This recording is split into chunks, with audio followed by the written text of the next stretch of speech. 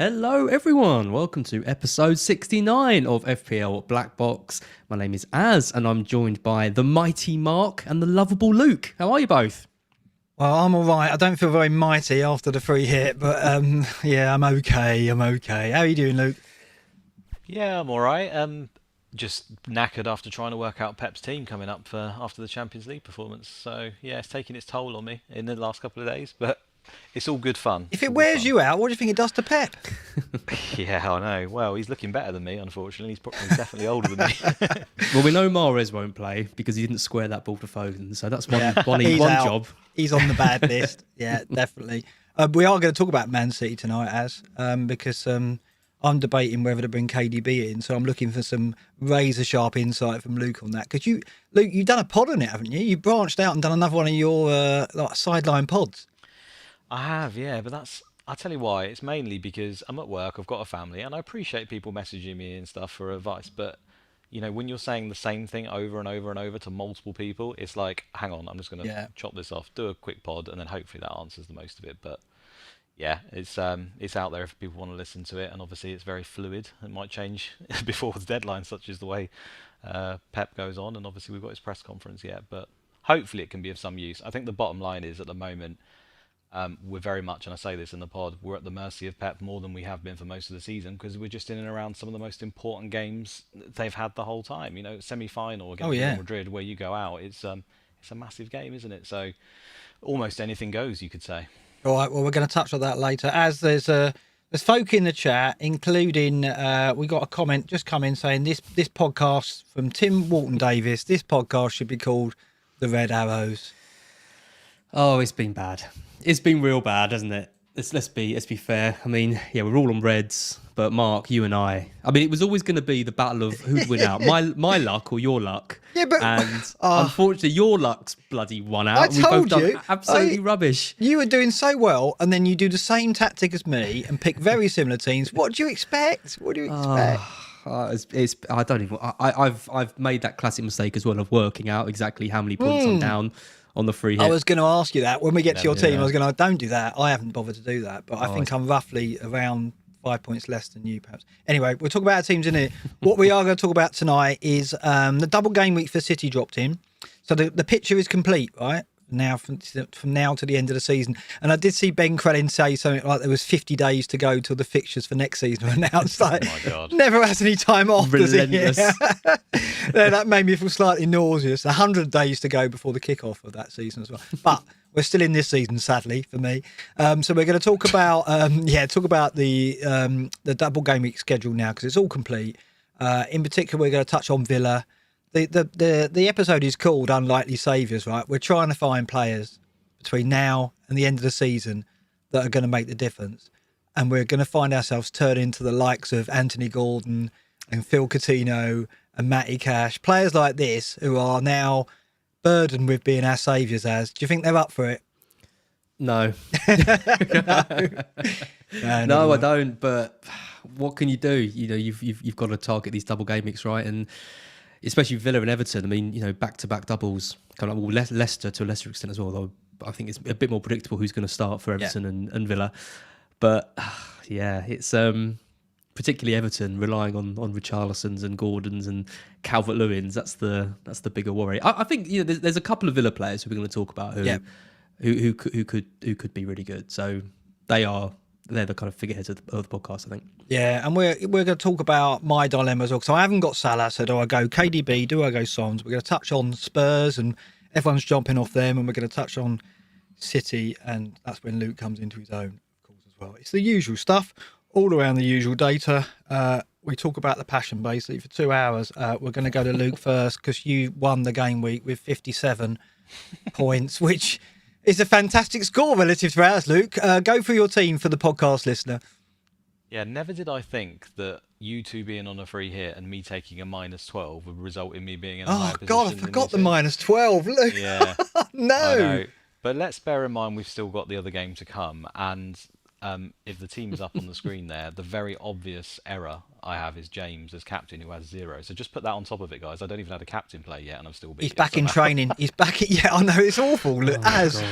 So he took a 12-point hit. He didn't have a captain, and he still beat us by at least 10 points. So far, I want a caveat because I'm never this lucky.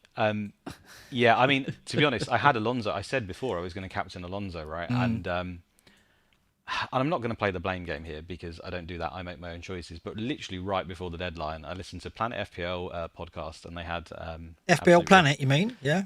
Yep. Yes, yeah, Planet FPL. Wait, which did I say it? No, you said it right. I just like winding Surgeon James He up. hates it. And they had, is it Rotation, FPL Rotation, who works for Scout? Something like that. And he's obviously a Chelsea fan. And they had a pod on it, and it was a great pod. But he just seemed more confident that James would play 2 games than Alonso. And he's probably right. At the end of the day, he couldn't know that James would miss out. I don't think anyone expected that, did they? So very last minute, obviously James's data is slightly better than Alonso's. I made the change. But if I'd have left it on Alonso, I'd have been having a blinder. I was really hoping he was going to be out for this week now, but obviously, like I say, I don't get that lucky, so it looks like he's going to play. So now I pretty much need him to play right wing back and obviously, do something pretty huge. Otherwise, the captain's probably a fail. But the rest of the team is pretty fine. I think most people have got Mount. People have him captain, so I might lose out there. Obviously, having Alonso is, again, it's like I said last week. We tried to get, whether it's free hit or whether, like me, taking hits or whatever, it always ends up being 2 or 3 players, and if you're on them, you have a decent game week. And I've got Robertson in my team, I've got Saka in my team, I've got Alonso in my team, so I think that's 3 of the more higher performing players this week. So I had a good game week as a result, and sometimes it's as simple as that. Obviously, when you're in a free hit, you get yourself more chance of getting one of these guys. But I've just got a little bit lucky so far. Right, the team for the podcast is Forster in goal, Trent with 5 points, Robertson with 15 points, Alonso with 10, James the captain, 0, United to come, then Cancelo, of course. Luke isn't going to go back. Cancelo, Salah with 6, Saka with 13, Mount with 3 with another game to go, Foden with 0. We're actually going to talk about Foden later on. There's some really interesting data on him, and Harry Kane up front. So far, 57 points, up to 117 in the world. It's unmagnificent, but not as unmagnificent as myself. I'll bring my team up now. I only got 41 points with a free hit played. My team is De Gea. I got rid of Pope. I had Pope. He's in my he's in my dressing room. I've got to face him again ahead of game week 35. I've got to look him in the eye and apologise for doubting him. Right at the last minute, I switched to the double game week keeper because I thought that was the logical thing to do. Still can win. He still can win. He still can win. He still can win. I'm going to blame the models. The models all said go with De Gea. I warned you about the bloody models. I know. I had a word with Simon from Analytics FC at Fest, and we had a nice chat about the models. But yeah, I don't know. De Gea anyway in goal, 2 points. Trent 5. Again, I had Robertson in my team, but I went Trent in the free hit instead. I have them both, but I decided to go Trent. And again, I went for Trent over Robertson because I just thought effective ownership, it covers that. Every model said Trent would outscore Robertson, of course. Obviously, the eye test and form would suggest, if form's a thing, would suggest Robertson's a better pick. And lo and behold, he gets his biggest haul of the season with the 15 points. Elsewhere, There Laporte. was a slight doubt to play, though, wasn't it? Yeah, and then there was a doubt with Simicast could come in, whereas Liverpool have Gomez, and I think the gap between Trent and Gomez is a lot wider than the gap between Simicast and Robertson. So I just didn't think Trent was a risk, whereas Robertson is a slight risk. Yeah. I think most people thought it was a risk. And for me, for example, reason for not free hitting, I had in my team, as you can see, I thought Foden was a slight doubt and he didn't play, and I thought Robertson was a doubt. And if I had both of those not playing, mine would have been a tragedy. So luckily, Robertson covered it. But I don't think anyone would have really picked Robertson on a free hit, so I don't think you can beat yourself up. Well, not unless they went both, yeah. Unless you went Robertson and Simicast, which is what we were talking about. Well, and I did, didn't I? I did do that team. But then that used up a Liverpool slot, and I wanted... I know. I know. There's all kinds of reasons. Laporte, Cancelo, Alonso, and Alonso saved me with 10 points. Jota, Salah, I relented and went Salah, Sterling, Havertz, Werner, and Nketiah. Sterling. Yeah. Well, he's to blame for our woes. Well, he turned my head, didn't he? I basically I played the free hit solely to hone in on Jota and Sterling and Nketiah, who all started, were all differentials, all had good fixtures, and none of them got anything at all. And all of them could have done so much different as well. Yeah, Nketiah missed a good chance, didn't he? Oh, don't even get me started about that bloody Nketiah chance. Sure. I blame Peter Walton entirely for my misery in that, because literally Nketiah scored and it goes to Peter Walton and he goes, oh, well, it's not offside, and even if it was, it's not a penalty. I was like, oh, and great. the complete opposite happened. Yeah. Yeah, I was like, gonna, thanks, that Pete. shouldn't surprise you anymore, as that should have literally nailed the coffin shut as soon as he said that. He's never right on that. I know. Well, he is right, but when the only times he's right is when he delays it and waffles on until the real decisions come in, and then he goes, "That's what," and then lo and behold, he's right. It's like when he has to commit early before the decision is made, Clueless. is all over the shop. Yeah. So yeah. Anyway. I'm hearing a sound in the background. Is that you again, Az? Stop that immediately. I'm not doing anything. Well, it stopped immediately. I said that. Right. What have I got up front? Yeah, in midfield, Jota, Salah, Sterling, Havertz captain. He was disappointing. Chelsea were disappointing, as was Werner up front for me as well. What did you make of Chelsea? They were awful. I thought they were terrible. I mean, one of the things that pushed me into the free hit in the end was West Ham and the injury. You know, Zuma was out. Yeah, obviously Diop, defence. We thought they were going to rotate anyway with Europe, and I just thought, oh, this is going to be Chelsea bouncing back. I thought they were really poor. I thought Loftus-Cheek particularly had a really bad game. Didn't look like he knew where to play on the pitch. The amount of times he should have gone wide right, to give an option to Mount or whoever had the ball in the middle, and he chose to come into the centre. Happened over and over and over again, and it meant Havertz drifted further and further over to the right. Yeah. Werner was typical Werner, just wasteful constantly, and it was the subs that came on and rescued them. So there's doubts about who's going to start tomorrow. It was a really, really poor performance, I thought, from Chelsea, and Dawson was brilliant. What do you reckon to this? Even more frustrating. Gareth Payton in chat saying the lesson is don't punt once in a blue moon haulers on a free hit. If it's not a double game week, what else you use the free hit for? And I'd argue Sterling's got Watford at home. His favourite opponent. What's he scored? Like 14 goals in 9 games against Watford or something ridiculous like that. It's a crazy record. Jota at home to Everton playing centre forward. And then Nketiah off the back of 2 goals playing against Manchester United, who look so vulnerable. They were risks, but not very big. I mean, they're still the risk, 3 really good opportunities. The risk was the start. They both got 90. You got the minutes. The players have the stats and they have the fixture and they're a differential. They literally, I don't agree with that at all, unfortunately. I think it's easy to say now, but there's plenty of examples. I mean, for example, if you went Jesus, would he be saying the same? Well, he fits that category. I know. He does, absolutely. Did anyone actually consider Jesus for 1 minute? No. I can't say I wasn't 100% he would start. I think it was 50-50. I follow this idiot on Twitter who predicts the Pep lineups, and he didn't even have him in, so I didn't even consider him. You didn't read the thread, as you're one of those. Blocked him straight away, I'm telling you that. Yeah, exactly. No, to be fair, I think it was a lot of the predictors in the group that I'm in had him down to start, and it made sense in terms of just completely changing the front three. But then you have the other school of thought where, well, Pep doesn't rest; he needs to win the league. He's going to play his best players. So you can always argue it either way. I think it was very, very close with who played, but let's not forget that yes, it's a great game, but Jesus is hardly scoring 4 goals every week, even when he is playing up front for Man City. I've got some interesting data for you His tonight. data's very good, and it always is very good. Yeah. But I've got some interesting data to come back on that. All right. I think actually our risks as going on to your team weren't necessarily the likes of Jota and Sterling. It's more about Mount, Havertz and Werner. They were the ones I was less certain of, if anyone. Do you want to go for your team though? 38 points, equal misery. Not really. It was just, I mean, it's basically the same as your team, except I went Dubravka and Mount over Alonso and De Gea. So the other 9 that we had were exactly the same. I mean, it was. I wanted to target Sterling and Jota and get the 3 Chelsea in. That was the reason for doing it. I thought City would have a obvious clean sheet against Watford. I didn't think Watford would see the ball, and that disappeared. I thought Trent was a better option than Robertson, like you did, if I could pick one, and that was wrong. I thought Nketiah was brilliant against Chelsea, would have chances, and I thought, okay, Saka's on pens, but there's probably not a huge amount in it between them, and it's a 13-point swing. It's just, and like you said, it wasn't just the players who we bought in blanking, it was the players that we took out all delivering in the teams that really hurt. Like I took out Gomeres, for example, my boy. Yeah. I took him out and he scored. So it wouldn't have been so bad if our players we took out didn't do so well. But Weghorst got an assist. Pope got 10. Yeah. Robertson got his biggest haul of the season. It was cruel. Spurs were okay. Spurs were okay for you, weren't they? I think they're saying in the chat you've got to turn me up, Mark. I have turned you up. Okay. I have turned you up, so that's hopefully is better. We were dealt some cruelty, but yeah. Well, but I mean, the big annoying one was I did get scared. I had Ronaldo over Salah and I got scared. Yeah. So I didn't. I had Jota. I think at one point I had Jota, Trent, and Van Dijk. I don't think I had Robertson on any draft.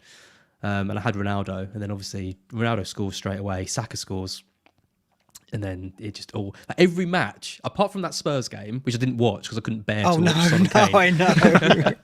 It could have been Every awful. match was the worst case scenario. It was. Every single one. It was, and I was lying on the sofa like, half comatose. Stricken by with bloody COVID. Just please, someone. No, not Saka. No.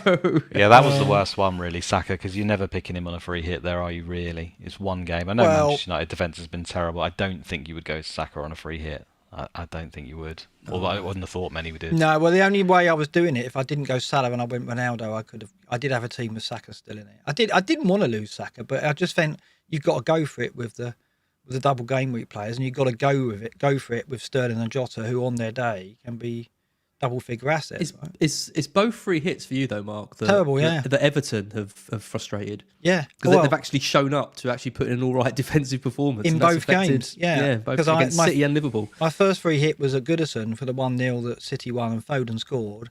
I owned Foden, but going in, I took Foden out and got Sterling, De Bruyne, and Mahrez. None of them got anything, and then my City players here got nothing either. So I've had 6 City players on a free hit, no points. The amount of luck or variances as hates in an individual game week is in crazy, right? And when we use our chips, obviously that's 1 week. You really need to get lucky that you have a good variance week when you use your chips. Yeah. When you combine those two together, that's when you can obviously get absolutely, like 150 points somehow or 200. It's incredibly hard to marry up. It's been a number of seasons now, and I'm not sure many of us have had many successes. No, not memorable. And that is why the free hit is often used in blanks, because you're minimising the role that luck has to play in getting a better score than you would normally get. So basically, you're taking that variance out, and you more or less know that your free hit team's going to outscore your normal team because you've got blanks everywhere, right? Yeah. Because you're racking up 11 doublers or 11 singles against It's hardly always any players the in thing. your team or whatever, yeah. It's always the thing with this. Can I just say quickly, I'm 34 points down if I'd done nothing, which is depressing. And someone pointed out to me that if I had done nothing, if I'd literally just forgotten about it completely, I'd be in the top 200 and I'd have a free hit and 2 free transfers. Yeah. So thank you for whoever worked that out for me. That was really kind. I saw that. Yeah. It took me a while to create that account and tweet that, but yeah. But you're still beating Fabio. Great in the good. Still beating Fabio just about by the 4 points, holding him off. He'll probably go overtake you tomorrow night, though, 'cause he's probably got better players than you in the double. Thanks, Mark. Yeah. But yeah, you're still top of the great and the good, and I am not bottom. And so you will go to such lengths to get a psychological edge on me that you will even make sure that you remove Tom Freeman from the graphic that I put together. It was only this week, after 3 successive weeks, I think, hold on a minute, Tom Freeman's not in this. I put him back in and I'm no longer bottom. So you admit it as you went in and deleted Tom Freeman so it looked like I was bottom, didn't you? No, you asked Greyhead to add Tom in so that you could not be bottom. That's what I heard. No, poor Tom, he's having worse luck than me this season. Absolute stinker he's having too. He is. I'm 32 points above him, so I'm not quite bottom. But I'm still going to get relegated by the looks of it. So that's the way it is. Yeah, we won't dwell on the great and the good because I don't want to. Instead, we're going to talk about the latest fixture schedules. I need to bring up that. Have I got that ready? I haven't. Let me just go to it here. Right. So you put together this little chart, don't you, Az? Well, with help, it's a joint effort. It's a joint effort with Lynn. Of Lynn and I. It's her birthday today as well. Happy birthday, Lynn. Oh, is it? Okay. Yep. Oh, okay. Yeah, I mean, I think it's about time we enter into the world of FDRs and have our own one and stop relying on Ben Krellin and Focal and become our own men. So yeah, it's. You mean you rip off Ben Krellin, do it in different colours, basically, is what you're saying? Is that? Yeah, but then we put a little note at the bottom thanking him. Oh, so you did, yeah. It's all kind of kosher. That's all we got to do. Just get a bit of credit. And I left that on. Yeah, fair enough. So talk us through this, because this has got the European fixtures on it. It's also got Man City's double now in 36, which is Newcastle Wolves, which was confirmed today, right? Yep, absolutely. That was the big news. I think everyone was kind of waiting to see whether it would be in 36 or 37. I think everyone was kind of split as well as to which weeks they would have preferred it in. I know Luke wanted it in 37. I very much wanted it in 36, having used the free hit this week. And lo and behold, you got the luck. Yep. What are the chances, eh? I know. It's what crazy variance as always. So yeah, that's the kind of the big news that we got today, and obviously the Liverpool game as well with Southampton has been put back into 37 as we expected. They had a blank, but we all kind of knew that was going to be the case. I mean, the interesting things around that about kind of who does City play, obviously in those kind of matches. But then the other interesting things, I didn't realise that the final of the Europa League is actually before game week 38, and that's when West Ham play City. So West Ham are going to play City at home, and then they go into the Euro final potentially if they get through, obviously. What team are they going to put out against Man City before that? They're going to just completely throw that game, surely. Yeah, but they put a bad team out against. Well, I put a reserve team out against Chelsea and did well. So they did, but that was much more to do with Chelsea being poor and unable to string passes together and not having key players in certain positions. I think that's a game I think which City could win. To quite a big extent. Although, do West Ham want to lose heavily before going into a fight? I don't really know if they can stop it. I don't know. I thought that was quite interesting. And obviously also the FA Cup as well in Game Week 37. So Chelsea have the FA Cup final sandwiched in between Leeds and Leicester. So that's the second game of Game Week 36 and then going into the Leicester game in 37. So people who are loading up on all these Chelsea assets, if they've got third place secured by then, what team are they going to put out against Leeds in particular? And Liverpool as well. I mean, Liverpool, away at Villa, and then the FA Cup game, and then quite an easier game week 37 against Southampton. Are we going to see? We're obviously going to see some kind of rotation for those two teams across those, and they're off the back of quite big doubles for those two sides. So 36 is quite a 36 and 37. I think for some the quite big teams is quite tricky to manage, and you need to kind of. The thing is, I don't know about you, Luke, but looking at Liverpool rotation, move away from City for a bit. I think the only rotation I can see them making is Matip and one of the front three, probably Diaz. So Jota comes in for Diaz and Canute comes in for Canate comes in for Matip. It looks like, right? That looks to be the regular rotation. Premier League, right? Yeah, exactly. That's what I'm saying. Yeah. So, I mean, will they rotate so far, beyond that? Will they? I mean, I suppose they could do, but everything we have suggests that that's what they're doing. I think Firmino's had a slight knock, hasn't he, for a while as well? I don't know if it's. He maybe could come in. I mean, obviously the midfield three don't really matter to us too much. Thiago's obviously had injury problems. He's playing very, very well at the moment. Maybe they give him a breather, but apart from the knock-on effect from just not having him on the pitch, it's obviously not too relevant for FPL. So, yeah, I mean, I don't have any evidence to suggest that it will be any different from what you've said, because that's the pattern that's been so far. And luckily they had the opportunity to rest in that Champions League tie. Otherwise, maybe it would have been different. And maybe, against Villarreal, they won't have that opportunity. So, potentially a bit of change. But, yeah, I think you can be fairly confident, to be honest. Yeah, so I don't see that Villa fixture being a problem because they can't rest play. That's a tricky game against Gerrard. They've also got to catch City as well, haven't they? So I know it's even more onus, I think, on them to make sure that they're playing, everyone that they possibly can. Yeah. But, yeah, we've mentioned it all before. That they've got such good strength up there that they... is it necessarily weakening them to rotate? Probably not too much. So not Jota for Diaz. You think Jota coming in down the middle and Mane moving out left? That's yeah. And I think it's more. I think it's more managing in games now, as we're seeing. So if the team's winning 3 or 4-0 when it gets to the 70th minute, your player could come off for the last 20 minutes. I think that's going to be a thing, not just for Liverpool, but obviously for City as well. Along Kevin De Bruyne, that we'll probably get to at some point.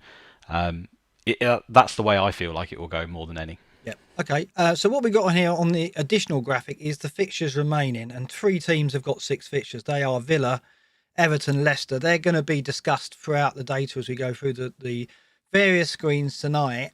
And United at the bottom with 3. So I don't think there's any doubt we stocked up in United for the double. If you didn't use 3 hits to get them in, you use transfers, then you've obviously got to start moving away from them. They've got Brentford this week, but then no doubles in 36.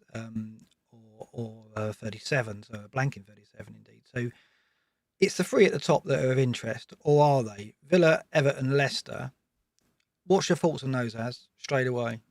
Well, Leicester are top of the fixture ticker in general, and it's interesting. They've got obviously the Conference League match tomorrow, and then and then we can say, because then it's Everton, Norwich, Watford. I mean, it's about the 3 best fixtures that you can kind of get sort of going forward.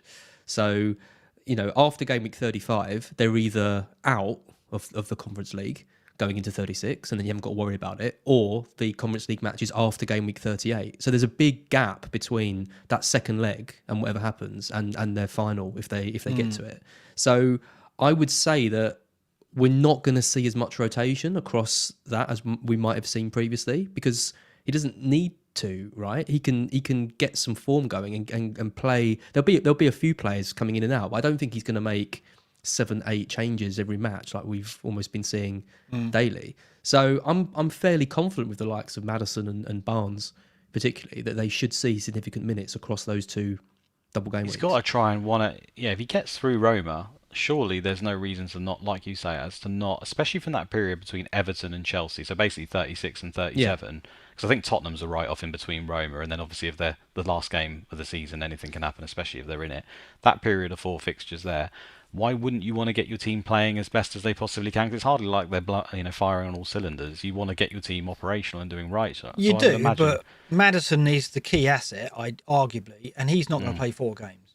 No chance. I wouldn't go as far as to say therefore they're all nailed and we'll play all of them, because we've seen Maddison rotate for most of the season. But I would be quite confident that Maddison would probably feature in all 4 and maybe start 3 of the 4. I think that is probably a fairly optimistic assumption. I think we have to bear in mind when we're talking about these players and who they're going to rotate, the alternatives as well are very much in these boats, even though they might not be in Leicester's situation. There's not many mids you can really say, well, first of all, they're a good fantasy asset, and second of all, they're definitely going to play both the games. I don't think there's many that fit into it. That's why we're even talking about the likes of Maddison. So I think Maddison is still up there for Everton. Home to Everton, home to Norwich. We saw with Man United, you only need one of those fixtures to actually do pretty damn well. I think Maddison's an awesome option. I mean, I've got Barnes over Maddison, and I'm definitely holding him for those. I guess the issue with Barnes is, and the issue with Leicester is their team isn't settled at all. It's not like they have a strongest 11. All we know really is that Maddison's part of it. At the start of the, everyone else, I mean, Lookman's come in and done quite well. Iheanacho, Daka, Vardy's back now. Like Perez has done all right in some cameos. We don't really know who's gonna start. So there are players competing for a spot in that final if they make it and get through Roma. If they don't make it, then I don't see why he doesn't just go pretty much full strength for the end of the season. And it's interesting. I haven't really we're going to look at Leicester assets amongst the data.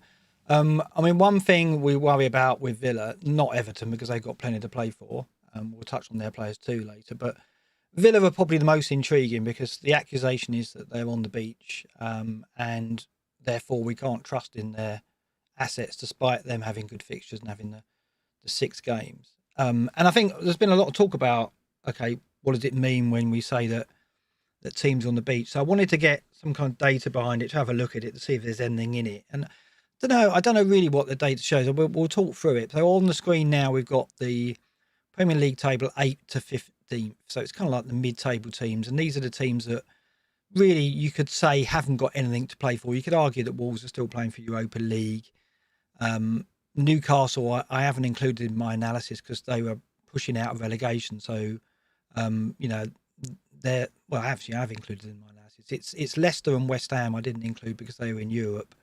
And I think up until this point, Leicester's team has been affected by the rotation for Europe. So I didn't put them in the sample below. But I've got Southampton, Palace, Brighton, Wolves, Brentford, Villa, Newcastle. And what I did, I had a look at their averages per match from game weeks 1 to 28, and then from game weeks 29 to 34. So the last 6 game weeks against the 28 game weeks before that, to see if there's been a drop off. And it's quite interesting because it's a complete divide.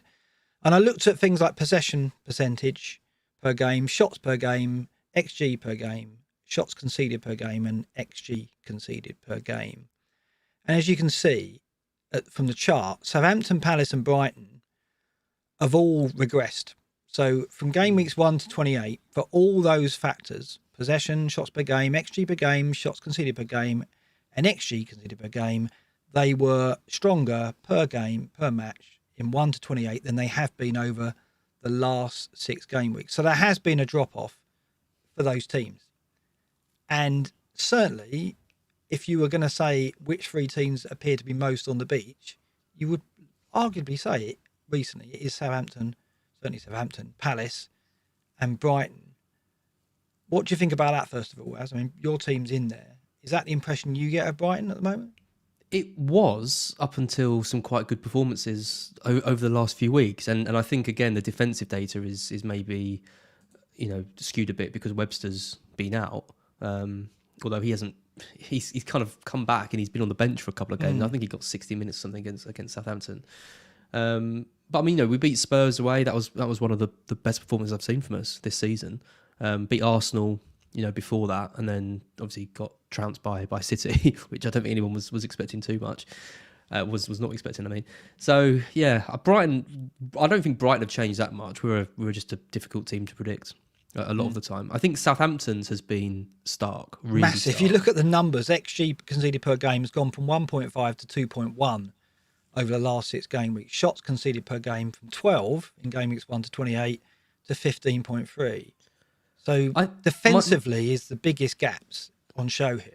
It looks my gut feeling with Southampton is that Ralph is getting the most possible out of quite an average group of players, and they're just knackered. Yeah, just done. And I know that's like quite a lazy narrative, and people said the same about Leeds last season, and they never did. But it has been so stark for Southampton, I think, that just how poor they've been defensively and how many goals it looks like teams. I mean, bailed out against Brighton by 2 amazing free kicks. Again, without Ward-Prowse scoring those, that's another sort of quite big loss, I think, to Brighton, just to kind of compound it. So Southampton, Palace are interesting though, because Palace have actually been playing quite well. They've looked, they kept their shape, they kept their structure. The results haven't been amazing, but they've still looked kind of quite tight. There isn't a huge amount of difference in the kind of data between them. XG, it's just game, possession 1.4. Really. Their possession's gone down 7-8%. Which is, we know that Vieira wants to turn them into a team that keep the ball, and they've kind of regressed to type almost before Vieira, haven't they? The last 6 games. Yeah, I mean, none of the gaps are massive, are they? No, I don't think Palace and Brighton, from watching them and looking at this, are teams that I would necessarily target. But Southampton are. Southampton are like the one team now, which I would be like. I think Southampton from a defensive point of view, and Wolves from like an attack or lack of attack point of view. Yeah, I mean, looking at the flip side, Wolves, Brentford, Villa and Newcastle, their data's all improved over the last 6 game weeks. And obviously, the eye test would say with Newcastle and Brentford in particular, and yes, that's exactly confirmed by the data, shots per game, Brentford have gone from 10.3 in game weeks 1 to 28 to 15.2 in 29 to 34. So they've leapt up in terms of threat and improved as well in defensively. Their shots per game have gone down from 36.6 to 12. XG conceded per game from 1.5 to just 1. So Brentford have improved across the board. Newcastle, massive improvement, particularly in defence. Shots conceded per game. Game weeks 1 to 28 was 14.8, now 9.1. XG conceded per game was 1.8, now just 1. They've almost halved their XG conceded per game over the last 6 game weeks. That's testament to how Eddie Howe's turned them round. I mean, they're safe now, but they're still playing well, aren't they, Luke? Yeah, I was going to say, I think on that one, it's probably just more since Howe came in, isn't it, rather than just the last few game weeks? Because obviously, when you've got a larger sample there of 1 to 28, it will be towards the back end, and that's the thing. We are looking at 5 games compared to the others. But yeah, I think particularly on Southampton, I just want to say that at the very beginning of the season, as usual, nobody ever gave them a chance. They sold their players like usual. We expected them to do poorly, and I would say, if anything, they probably overperformed. And what we see is a big overperformance, and now we see, they're quite not doing as well as they were. Are they now underperforming? I wouldn't say. I would say this is probably what most people thought for the rest of the season, and sometimes it just takes a while for that to level out. I wouldn't necessarily say that's beach, but I'm happy to accept that it could be. I think it's similar to what Az says. They've got average players really across the board in most positions, and they've had some quite bad injuries. I think right at the beginning of the season they were flying when Livramento was in top gear, and we had Broja obviously came in, and although he wasn't particularly scoring the points, he was definitely looked a lot more electric in his first few appearances. They've relied on Ward-Prowse, that's fine. Salisu was in great form at the beginning of the season, not so much now. So, can you say it's beach, or can you say that there's just they've regressed to the mean? I think it's just young players, right? Young players are inconsistent. Yeah, it could be that. I mean, Walker Peters was playing absolutely fantastically as well. I think you're going to struggle if you've got a team that pushes up that well. They use the wing backs or the full backs as part of their game plan, and when they had Livramento and Walker Peters in top form, that's going to make a big difference. So I think that's a factor. I don't think there's too much in it really. I think a lot of them, like you say, the numbers are quite close. But I've noticed one funny thing. Go on. The three teams here that we've marked as being the most likely to be classed as on the beach, Southampton, Palace and Brighton, are the three teams that beat Arsenal, who are definitely not on the beach because they're competing for the top four. So it doesn't that completely throws off the narrative, really, doesn't it? Yeah. I mean, I don't think the data. Tricky. I think the data shows there's not too much in this theory. But do you think? Here's another question for you. And I think Luke, you got some views on this. Do you think the beach factor has decreased in recent seasons? Because I'll go back 5 years, and it definitely was. Like teams like Bournemouth, for example. Bournemouth got to 40 points and completely fell off a cliff, didn't they? If you remember how they used to be. So do you think it's lesser a factor now? I think it probably is because I just think it's more professionally run in general. I've talked about it before about players are all about their stats now, and they're not loyal to one club. You know, these stats carry around with you, and it's the same for the managers. You'll get sacked if you lose 7 games in a row if you play for Watford. It doesn't matter where you are. You know, you've got to keep your record up. They're all individuals. They've all got things to push for, to stay in the team, for a transfer. I just think there's too many individuals involved to draw massive conclusions from it. And you know, sometimes you could apply it. You could say Southampton on the beach. I'm going to target them. They're going to ship loads of goals, and that may be fine. But like I say, it could also just be because they're not particularly good. When we're talking about those 5 fixtures there, they've had some tough games there as well. So I think you can use it where you want and build a narrative, and then sometimes it can cause you some problems because then they just turn out a performance when you don't expect it. And I think just generally, it's better just to go with, you know, are this team a good team? Newcastle are now, seemingly in the data since Howell come in, a pretty good team. They certainly weren't before. I think that's more of a factor to me. You know, Wolves, there's some strange things in there. I look at that there, and their possession's 49%, then it goes to 56%, yet they've lost Neves throughout those 5 games. I would expect that would go the other way, if anything. He's arguably their best centre midfielder. You know, I can't really understand that. Is that because it's just a small sample? They're dead level for most other things. So it looks how consistent they are. And they are a consistent side. You watch them, and you get the same from the most performances, don't you? And sometimes it can work, sometimes it doesn't. Yeah, so it's just like logic doesn't apply there, right? So I don't understand that one. Maybe they're sitting deeper because are they using Diendoncker in centre midfield? I'm not even sure. So maybe therefore they get it. Right, so maybe that's a factor. It's very tricky. I'm not sure how we use it, to be honest. I just think that this team strength is the better metric, and stuff like Villa. We say they're on the beach. Look at Gerrard every time he comes out. Their numbers are up, so that's encouraging, right? Going into what we're going to start looking at players soon. Villa look to be a team where you can't really throw that accusation at them. They have improved. Certainly defensively, it's improved 12.6 shots per game conceded to 9.6. Defensively, they're a stronger unit over recent matches.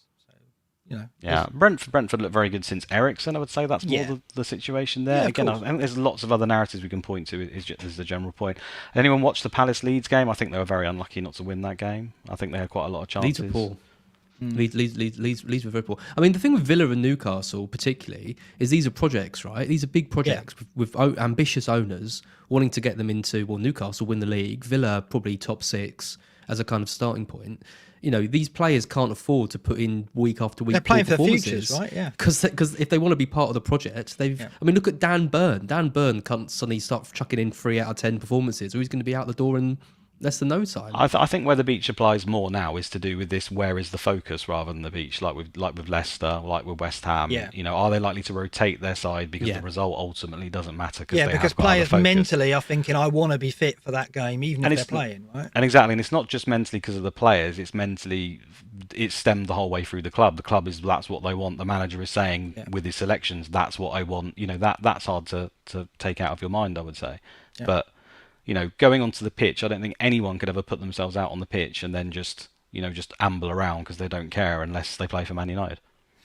And that's the caveat. Very, very good point. Team data. So encouraging for Villa, particularly when you start looking at the data, and we got the first set of data up, which is the defence. And over the season, for minutes per XG conceded non-penalty, Villa now rank 5th. 73 minutes per XG conceded non-penalty over the season. And then if you look at the last 6 matches alone, they're 7th with 87.9. And what's encouraging there is that they were ranking 18th on the fixture ticker for that period. So they had tough fixtures and still turned out consistently strong defensive performance in terms of XG conceded.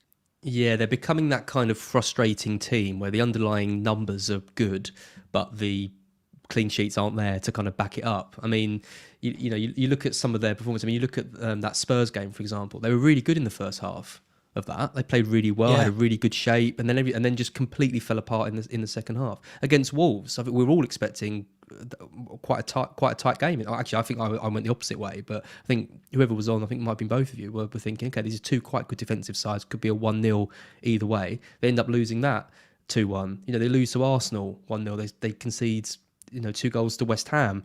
These are games where you'd think with numbers like these that they're going to get the clean sheets. I mean, the Leicester game was by all accounts the most boring game of the season by far, but in some ways that's what you want. You kind of want that from your Villa defenders, because you want to see them churning out these kind of like quite solid, boring defensive matches, because the data here indicates, with the amount of games Villa have got and some fairly good fixture, Norwich to come, and then okay, they've got a Liverpool in there, but they've got some Palace and these kind of players.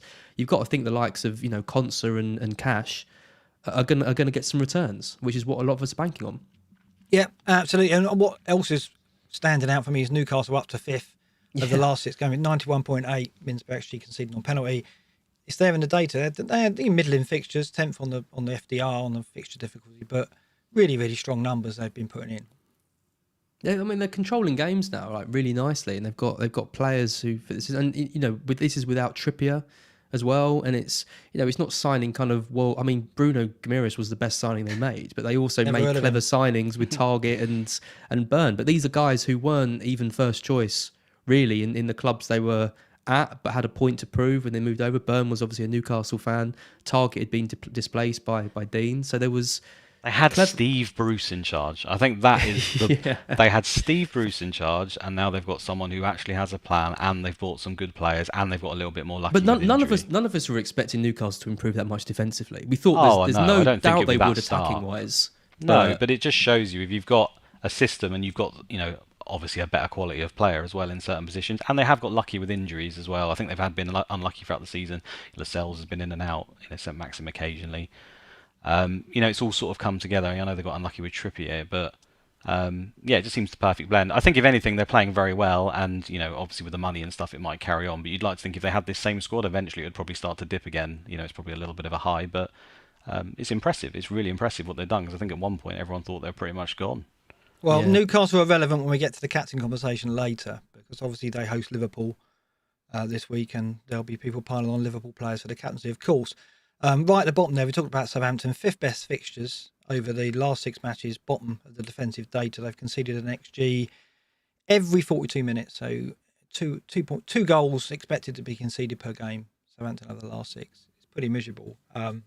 On the beach, and Livramento now out for 8. I think in a whole year or something. It's like 8 months or something. Yeah, shocking. So good.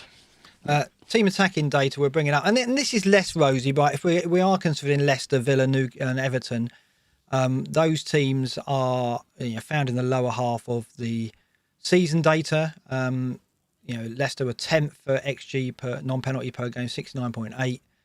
Aston Villa are 14th, 75.7. And then you're Everton 17th, 81.6. Only Burnley, Wolves, and Norwich are generating XG at a slower pace than Everton over the season. And if you look at the last 6 matches, it's not much better. Everton are 18th, Leicester are right at the bottom. 20th, I couldn't believe that.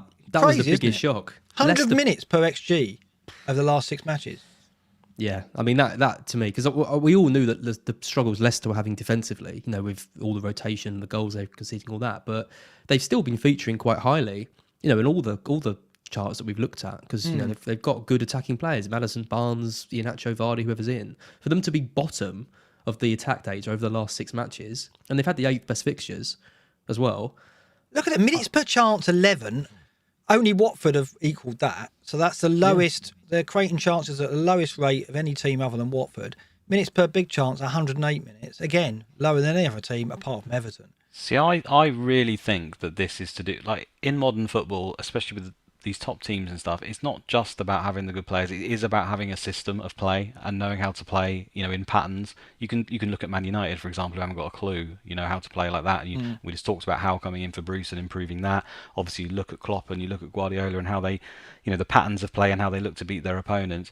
When you're Leicester and you're Brendan Rodgers, I'm not saying he's a bad tactician, but when you're literally changing the 11 pretty much week on week for a different player, a different system, even changing formations throughout the season, that can't be good for lending itself to chance creation. I don't know how they know where everyone is on the pitch. and who they're even passing to. Usually it's about repeating certain patterns in football, isn't it? Arteta obviously tries to focus on a certain pattern that will enable Saka to get the ball in a certain area, for example. What the hell's Brendan Rodgers doing in the training room every day? Just putting it up on the board and just scribbling it around like some sort of doodle or etch-a-scratch. You're absolutely bang. They're relying on individual brilliance at times. Barnes beating a man and slopping into the corner, Maddison hitting one from 30 yards. They're not. And losing Vardy and who they've been playing with for all these years, and obviously their whole pattern of play has been around using Vardy, and he's just been out. And I just think that because he's the system. Together, he's a system. He has been the system, hasn't he? And that's the worry for them. Play around him. Yeah. They've tried to bring in that. He is back. Yeah, so maybe they can just fit it in. But I mean, they bought Daka, who's I think he's probably seen as the long-term replacement for Vardy. It looks like it could have worked in patches, but then they've not really given the opportunity, or he's not really taken it. I'm not sure. So you're changing your mind on Leicester assets? I haven't seen this data. I mean, you said you were keen on them, but this is pretty dreadful looking. It is awful. Yeah, I'm hoping though, like we were talking about earlier, that the rotation does ease off a little bit, and I think we might. There's still going to be rotation. I'm not expecting Barnes and Maddison to start every single match now at the end of the season, but I think given that there is this much bigger gap between the second leg of that game and at the end of 35 and then 4 games, I think we're going to see more minutes for some of the key assets, and hopefully this stuff will improve. But it is difficult to recommend heavily investing in Leicester despite having good fixtures based on this kind of data.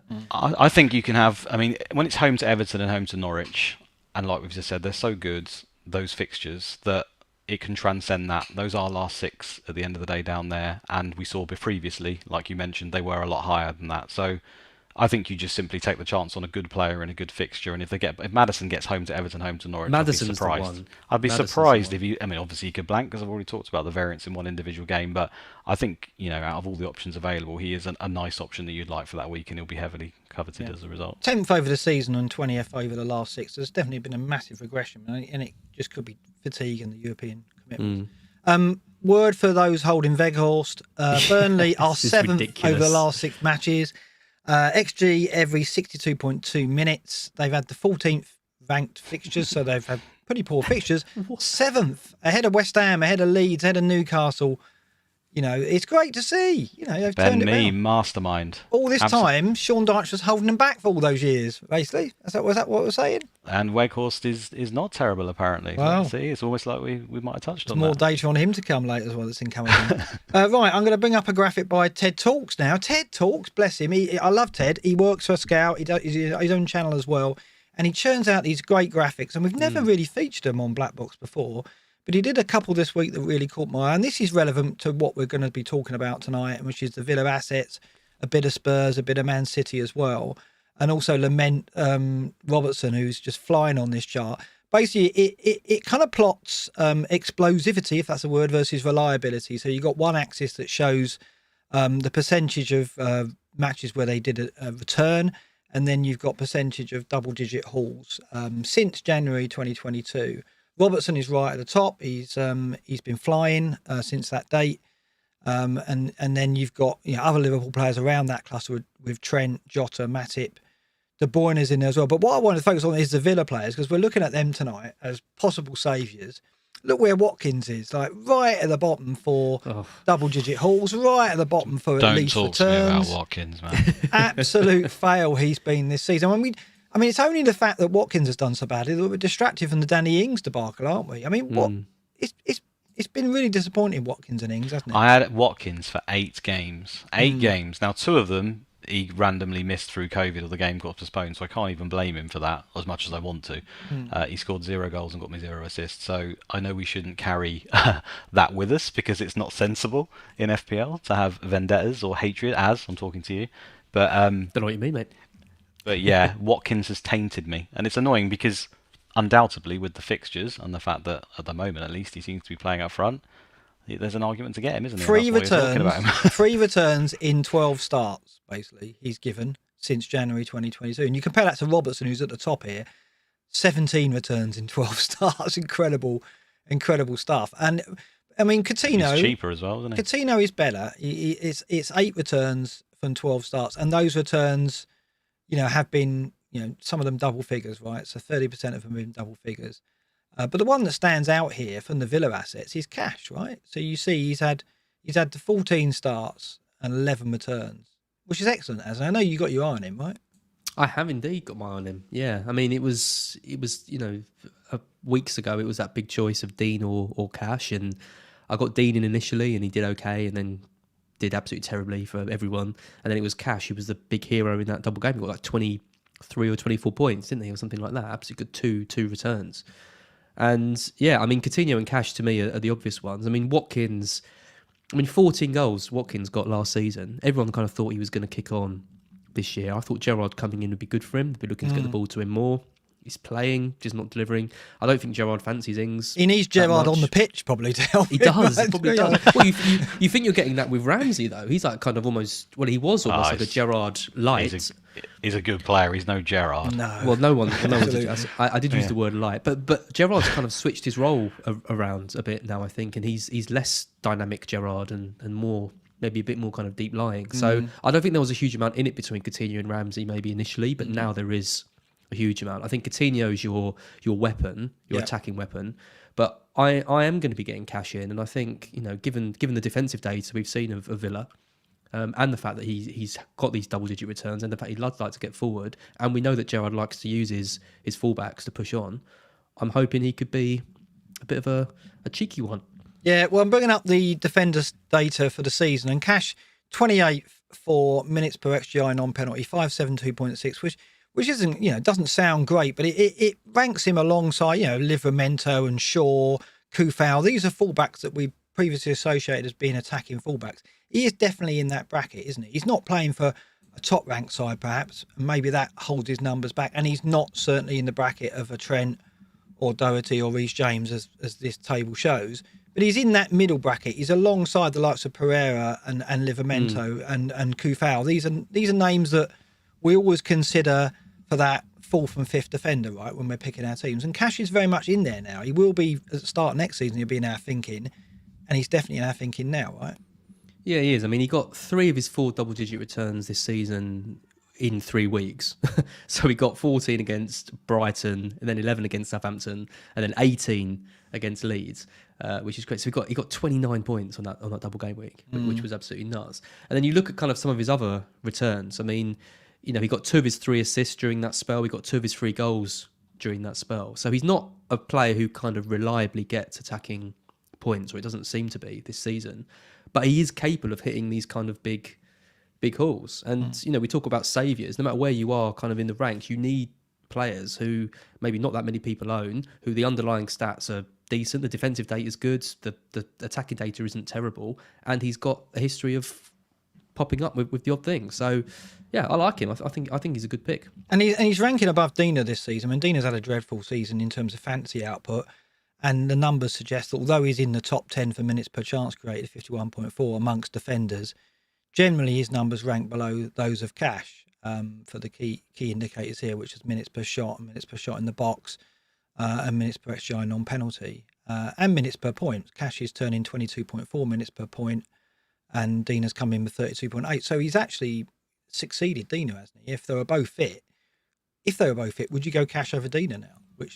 Yeah, I mean, I haven't been burnt by Dean as much as a lot of other people have done. I was going to say, if you're thinking about bringing Dean into your team, just set your computer on fire right now. No, but at the start of the season, that'll be better for you. At the start of the season, if you'd have gone, if we're going to go Cash or Dina for that Villa team, we'd have gone Dina, right? Oh, 100%, and that's why I've had him about 2 or 3 times, and my life's never been the same since. But I don't believe in curses. I'm sure he'll sort it out at some point, but he's just, again, another one who's affected me, and clearly he is still obviously going to be a good pick at some point in the future if he can ever stay fit. How many times did he go off injured in about the last sort of 6 weeks before it got confirmed? It's shocking. Yeah, absolutely joking. You don't believe in curses? If you see my game week history, I'll show it to you.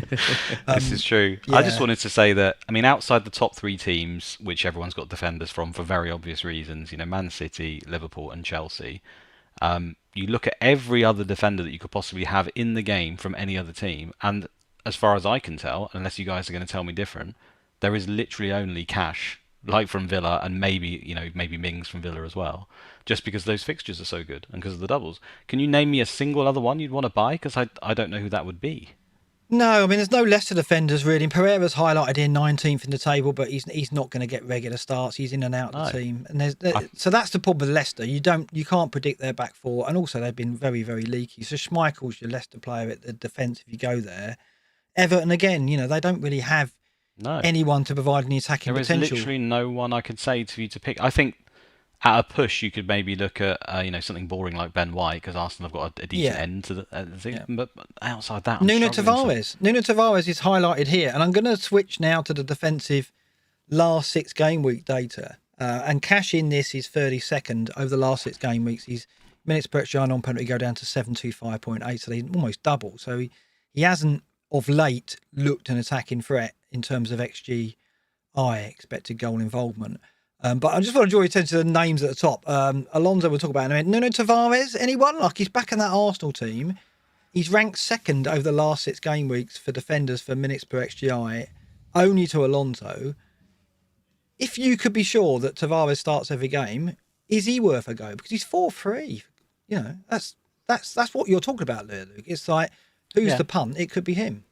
Well, if you could tell me he's going to play every game at that price, then it's not much of a risk. The problem is that position's quite lucrative at the moment, so you're taking away from either a Man City defender, a Liverpool defender, or a Chelsea one. Yeah. So even though it looks a good punt if you're not in that position where you don't have those guys, fair enough. I think it's the fact that who he's competing with just makes it just a non-option. Plus, we just don't know he's going to play every game. He's obviously had a couple of shockers and then been taken out of the team straight away, so that could happen at any point, couldn't it? That would be the concern.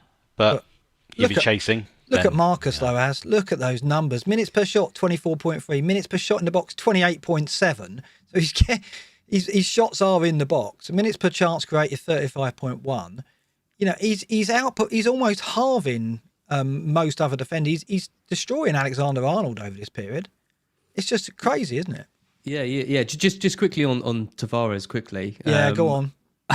I've changed my ways. I don't like to be massively critical of players because they're all better than me and they're all professionals. Yeah, and you get into trouble. You go a bit too far. You go two-footed, right? I get a bit overexcited. You do. I get told off, and I'm trying to avoid doing that. Yeah. But Tavares is bad. He's a bad defender. Yeah. He's a bad defender. He's a kind of a headless chicken type player. He seems to be constantly in the wrong position. He's not where you expect him to be. He makes bad tackles. I think he makes Arsenal a worse team when he's playing. Yeah, he's a liability defensively because he's a liability. And I think the fact that Arteta put Xhaka there and was like defending it afterwards, and okay, didn't use him there again, but the fact he even thought that was an acceptable thing to do, I think shows how little faith he's got in Tavares. So I think he's a non-option for me. Yeah, if he plays, Arsenal will concede. No, they might do because he did score, and you're looking for someone for 4.3 who's got a double. Anyone watching this probably isn't buying him, I guess. 2-0 to Liverpool, by the way. I thought he was amongst the most bought defenders this week so far. I'm going to have a check. Oh, God. I think he that shows how much I know then about the wider player base. I think he was actually doing all right for transfers in, if I remember rightly, which is why I highlighted him. Let's see, maybe I'm wrong. I am wrong. No, he's not at all. So I'm completely mistaken there. Well, he won't be after this podcast. No, absolutely. Because Az has put the knife in again, yet again, brings the player down. But going back to Alonso, crazy numbers recently. Yeah, Alonso. These are numbers I wanted to see to him, and I think I was wrong a few weeks ago when I was kind of saying he wasn't featuring highly in the defenders, but he wasn't as high as I thought he should be, given that it's Marcos Alonso. But now he's top of that list. My boy. He's all of our boys. He's fantasy's boy. He is. He's absolutely sort of perfect from an FPL. But he's almost a romantic figure, isn't he? We go in for him early when he starts showing any kind of form for the idea that he could be the Alonso we all want him to be. Did you not think there's a bit of that? There is definitely. My biggest concern with him is that Chelsea at the moment are a wreck defensively, a complete wreck, and he's not exactly the person to stabilise a faltering backline. So my worry is that he does miss out occasionally, but I think the data's he's so much better than all the other defenders in terms of his data. It doesn't matter because even if he plays, 2 out of 3 games down the end of the season, he's still worth it because of his attacking threat. So I think he's a great pick. I just wouldn't be too surprised to see. Well, looking at the defensive data, they're third Chelsea over the last 6 matches, but they have had the second best fixtures. So I guess that's the thing there basically. Okay, I want to talk about Villa attackers because we've talked about Cash being the option there. In the attack, we've got Coutinho, Watkins, Jacob Ramsey, and Leon Bailey. I picked him out because actually his numbers recently have been pretty good. When we look at midfielders, we'll see that. Is it a straight choice then? Is it straight to Coutinho and Ramsey as an enabler? Because that's what it looks like. And I've got up here season data and last 6 game week data. Watkins does perform well over the last 6 compared to Coutinho, because Coutinho has literally dropped off a cliff in terms of his numbers. The key stat for me with Coutinho here that's showing is over the season is minutes per shot in the box has gone from 71.5 to, over the last 6 matches, dropped to 201.5. So he's basically not getting those opportunities in the box that he did when he first arrived in the first few games. And yeah, there's been a drop off for me in terms of the danger he presents on the pitch, and that's why I've got some. I mean, I've got him, so I've got no choice. I've got to go forward with him. But would you be going so far as to bringing him in, given that, you know, we talked about Maddison and there are other players offering opportunities in midfield, of course? I think I would, yeah, definitely, because you're looking for players who've got enough fixtures to play for, someone who's going to play every game. I think Coutinho's going to start. I mean, there's a kind of a bit of a narrative around him that you could spin, isn't there? In the sense that some of the rumours that I'm seeing are that Villa aren't going to exercise the clause to buy him. So what does that mean in terms of him? But then you could look at it both ways. He's playing for a move or to go back to Barcelona and start there. So is his performance going to get better, or is it that he's going to be like, oh, screw you, Villa, you're not even going to buy me, I'm not even going to bother. And are Villa going to play him in every game if that's the case as well? Well, exactly. I mean, the thing is, they haven't got anyone else that can do what he does. So I think if they've got aspirations to score goals and win games down the end of the season, they have to play him, because it's not like they can bring in one of the academy kids who can do some of the stuff that Coutinho does, because he's the magic kind of creator in the side. I think Bailey's an interesting one because he hasn't featured at all, but he was one of these kind of star boys that was brought in to replace Grealish, right? So he was the what was it the owner said? He was like, we bought in Ings for his goals and we bought in Thingy for his thingy. Bailey for Grealish's dribbling. Yeah. And he was the dribbler. It's like kind of they're building like an Avengers strike force. It's like they're allowed to play Frankenstein. Allowed to play 13 players and not 11. You can't play those 2 extra. You know, if the 3 players equals 1, that doesn't work out, does it? Right, and it hasn't. They tried the Stuart Downing crossing to Andy Carroll setup, did they? The Moneyball situation. Should do. Yeah. But I mean, I don't think Bailey's going to be a factor just because, you know, his security of starts is less than Coutinho. But I think, like Luke said with the defenders, you're looking at a list of players who no one else has got, who you want to bring in. It's quite a small pool. The midfielders is obviously a bigger pool of players, but I think Coutinho and Maddison are 2 of those players, and maybe someone like Gordon, who have got those double game week fixtures, and they're the kind of the standout ones. So I think it's a good buy. Someone's put in the chat Buendia, who's not even on this list. What's happened to him? Well, he's in and out of the team, isn't he? I mean, I think Bailey's probably at the moment a more sure bet than Buendia is. And I brought up data over the last 6, and this is why Bailey is even on the radar as a blip, basically, because he ranks 5th over the last 6 game weeks for minutes per extra on penalty, only off the back of 2 starts, right? So it's a very small sample. But he has shown up well in the games that he started for Villa. I think Bailey's a club-class player. I think that was known when they bought him. He obviously had very good data where he came from as well. It's just not... He's been unlucky with injuries. He's certainly, you know, if you just look at the eye test, he has impressed especially at the very beginning. I think there's a player there. It's just sometimes it takes a little while for it to work. I wouldn't be bringing him in. I certainly wouldn't. He's playing up front, isn't he? Along with Watkins. I think that Ings, yeah.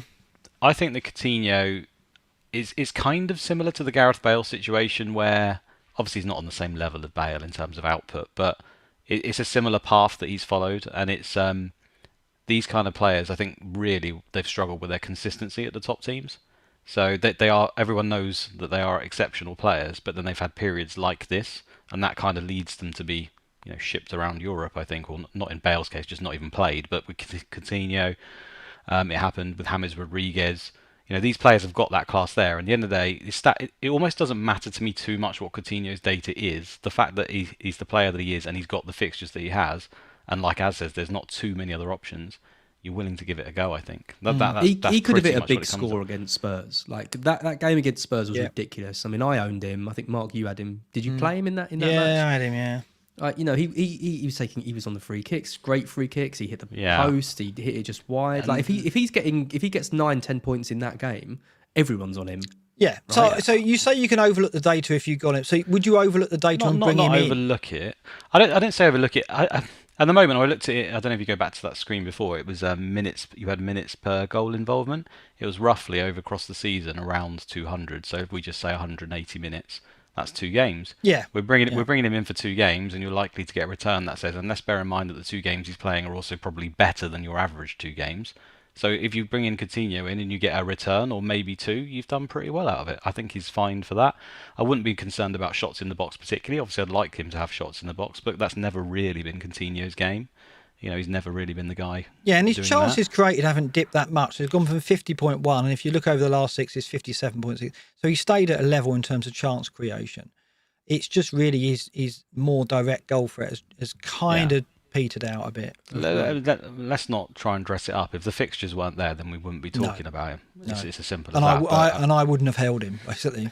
I think the question more is, if you were going to buy, say you were in the market for a midfielder, say you had someone that you didn't want, and you could have pretty much anyone in the game. Okay, not including like Salah, De Bruyne, Mane, those kind of guys. But is there really a better option than Coutinho, given that he's got Norwich in 35 and then back-to-back double game weeks, and 37 in particular, Palace and Burnley at home, is a nice double. I think he's him and Maddison to me, and maybe Foden are the standout midfielders that people should be angling for. There is a few in that bracket, isn't there? Because there's still Saka at that bracket. Yeah, I was going to say. Yeah. And there's still Kulusevski. I mean, people have kind of gone probably cold on him because Spurs have not scored in the last 2 games, but he's obviously very cheap and his data's good as well. I'd say I'd be getting Kaut over Kulusevski any day. I would as well. Yeah, if you had a straight choice, you'd be getting Coutinho over Kulusevski. Yeah. Luke can't say it either. I can say it when I see it. I have to look at the name. He's 30th. Kulusevski. Yeah, there we go. Yeah, exactly. I'm like that as well. So you would, if you didn't have Saka or Kulusevski, and you were getting a midfielder around that bracket, you go Coutinho, would you, Az? I think Saka's an interesting one because Saka on penalties is something quite unique. I mean, West Ham and then Leeds and Spurs. I mean, these are good fixtures, I think, for Saka. So I think Saka, assuming that he's fit, I mean, he's got this knock and we don't know kind of the full extent of it. We assume he's going to be all right, but we don't really know. I think Saka is probably your kind of longer term. I say longer term. There's not been that many weeks left. No such thing anymore, no. I think Saka's a better pick than Coutinho, but I think with the free hit thrown in there as well, depends on when you're going to use it. It's going to apply different to every team, isn't it? Yeah. Is the bottom line. Yeah, you don't have to get Coutinho if you can free hit in 37. No, I mean for me, I'm probably going to free hit in 37. So for me, I'll probably have him in free hit on 37, and maybe I can avoid him either side of that because, like we just discussed, Saka's does his job basically. He's in his same price, and I don't think there's enough to make a transfer there. I think he is a good option this week, though, isn't he? Don't you think he is a good option for home to... I know, Coutinho, just home to Norwich. Home to Norwich. I'm playing him for sure. It's the best fixture, isn't it? So we've seen before, Norwich bring out the best in teams, don't they, in the opposition? Certainly do, yeah. I want to talk about Foden because you mentioned him there. Look where he is on this. He's 63rd out of all midfielders for minutes per XGI on penalty over the last 6 game weeks. 397.6 minutes per XGI. And if you go back to the season data... for midfielders, he's 8th. Top 10. He's 8th on 139.6. So he's absolutely plummeted over the last 6 games. Now, that is over, if we go back, it's over 4 starts. He's got 1 goal in that run. I mean, Luke, you got your eyes on City. Do you put that down to anything? Is it a change in role or what's going on there? I think it's a small sample data, and I think he's obviously been of late. Foden's been used a little bit, especially in the last couple, on the left wing more than in centre forward, which... I wouldn't say that necessarily hampered him in the past because he's done well in both positions. He's just been unfortunate in the games he played. If he'd have played in that Watford game, for example, I don't think it would be anything like that. It would be a lot higher. I just think it's unfortunate circumstances. I don't think there's any problem there. My concern with Foden would be, does he play versus Leeds? Because obviously, I don't think anyone doubts he's going to play versus Real Madrid, and we saw he got dropped for Watford for the first leg. So will he get dropped versus Leeds as well? That's open for debate, isn't it? I think from now on, anyway, sort of excluding Leeds, where I think he probably is slightly a risk, he's still just a great player. He's top 10 for XGI, and the fixtures are great. So I think he's another one in that bracket that you definitely would want a piece of. I think. Okay, I want to talk about alternatives, as we've just discussed. We said. I mean, Maddison and Coutinho, right? But I don't think you'd get off Foden, would you? It's whether you bring him in. No, I don't think so. No, I think bringing him in is probably, a lot of people are looking at that.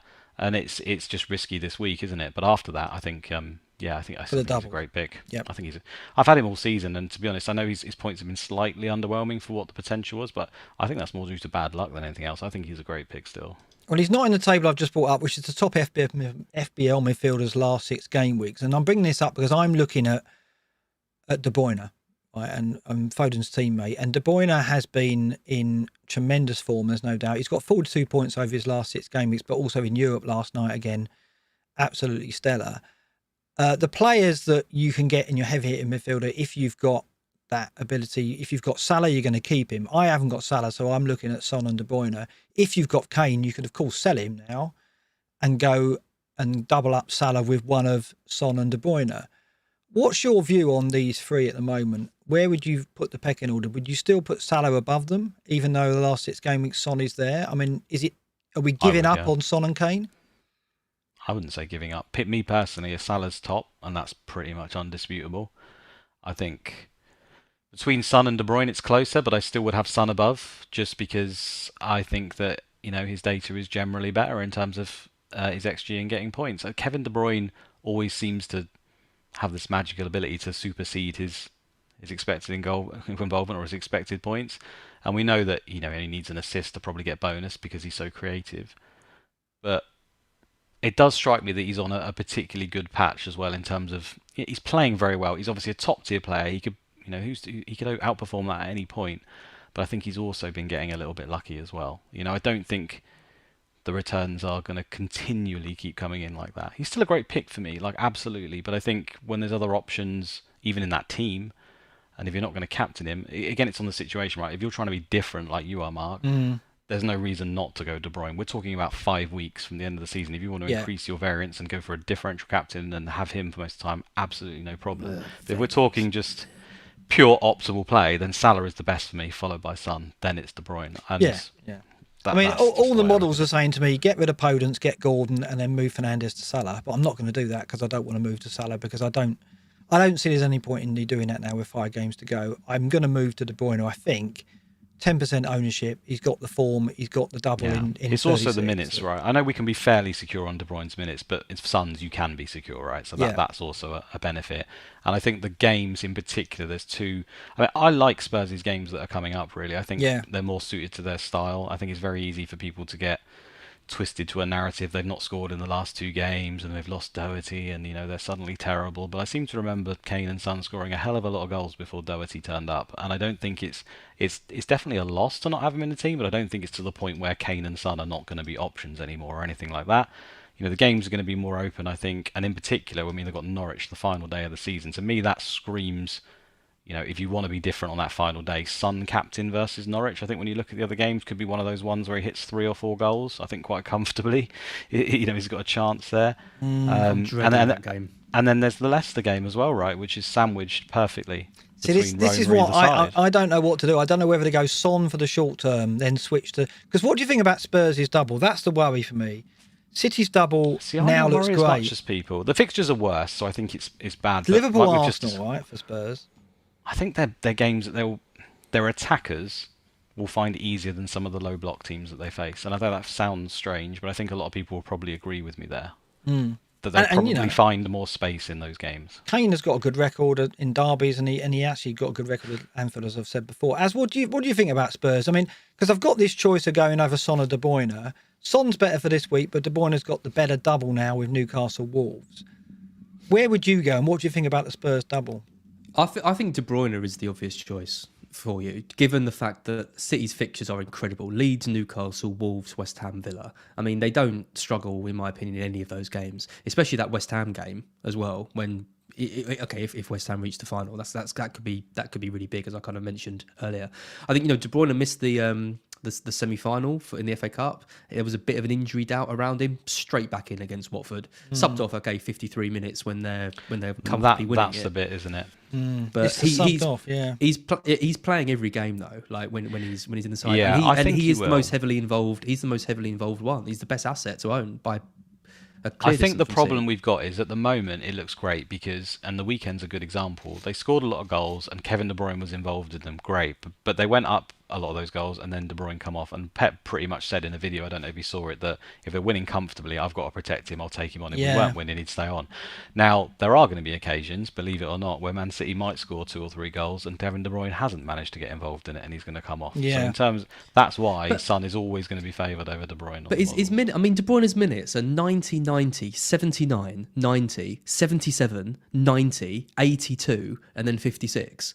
So yeah, like, but this is he's where getting it's going subbed to at change, 80. He's getting subbed at 80 minutes. I mean, you're still getting 80 minutes. Yeah, and of De arguably Bruyne. Son's getting that subbed at that point as well. He is. But you think it's going to change at this point, do you? What's behind that, Luke? Well, I just think that he needs him, as Pep said it in his own words. I'm going to play him, and he'd be kept on. If we weren't winning, he would stay on the pitch, and if we're winning comfortably, I'm going to take him off because he's so crucial to the way they're playing. So, you know, I'm not saying he's not a good option. I just think that Son's probably a slightly safer one, and in your position, you don't necessarily need safe marks, so it doesn't really apply to you. You know this anyway. You know it yourself. De Bruyne's the ultimate kind of differential, possibly explosive, might not get as many minutes, might regress a little bit. Son's the consistent man for many seasons doing this. You know, Yeah, you're absolutely right. I'm going to bring up another of Ted's graphics because this is quite interesting in terms of how the Spurs assets have dropped off. This one is measuring player momentum, and it's got change in non-penalty XGI across the bottom, and then change in non-penalty attacking returns across the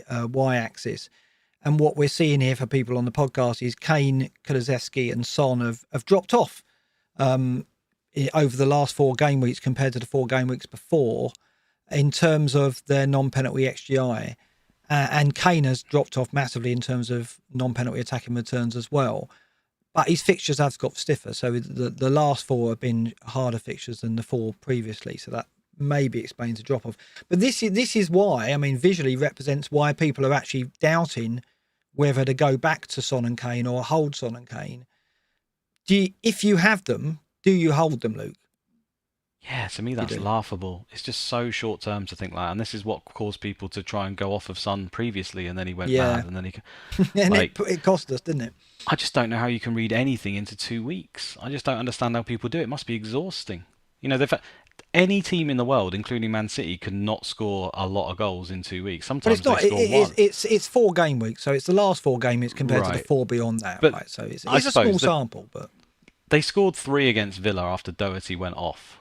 Right, I know the data wasn't great in that game either, but they still managed to score in that game. So I see a lot of people. The reason I keep saying that is I keep seeing a lot of people saying Doherty's had a massive effect.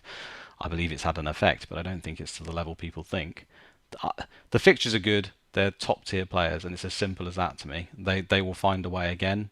Having said that, I backed Kane and Son when Conte first came in, and Spurs had great games, and they did nothing to begin with. So use that information how you want. I think they're fine. You look at the company Spurs are keeping in this chart, though, and it's the likes of Bruno Fernandes and Foden, who we've just talked about, and Coutinho, who we just talked about, where the numbers don't look great. So there has been a drop-off in the data for the Spurs assets. There's no doubt about that. Do you read anything into this, Az? Kane worries me. Kane worries me when I see a chart like this, and I see him playing without a smile on his face.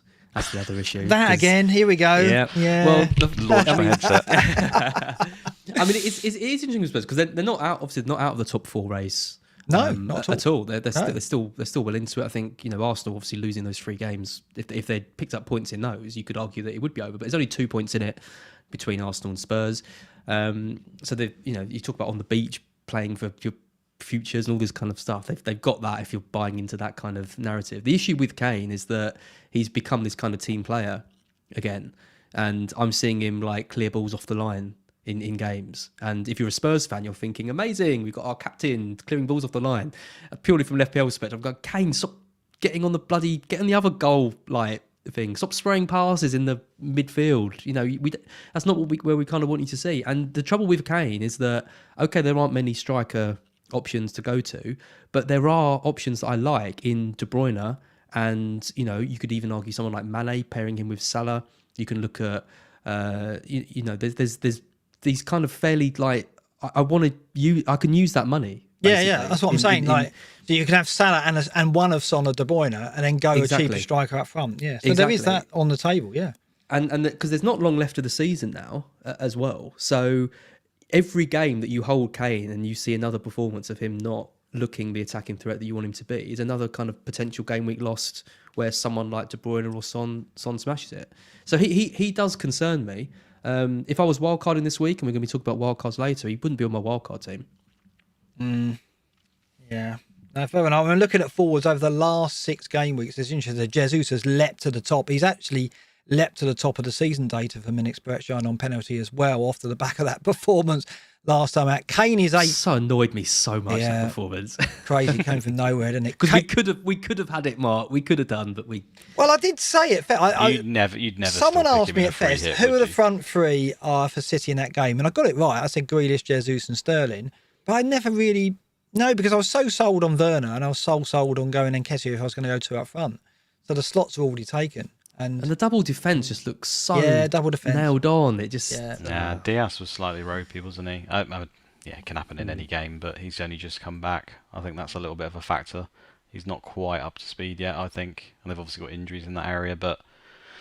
Yeah, I think the Jesus one, I mean, if you're going to pick a 6 sample and he scored 4 goals in one of them, he's obviously going to jump right to the top. But he has got we know this about Man City, all of the players, but especially, Aguero, Jesus, whoever was in there. If you play up front for Man City, you've got a chance of being right up there for the data. Jesus' problem is he's never really been a particularly good finisher, and the data shows that over a long, long time. I think he's one of the most underperforming strikers on XG.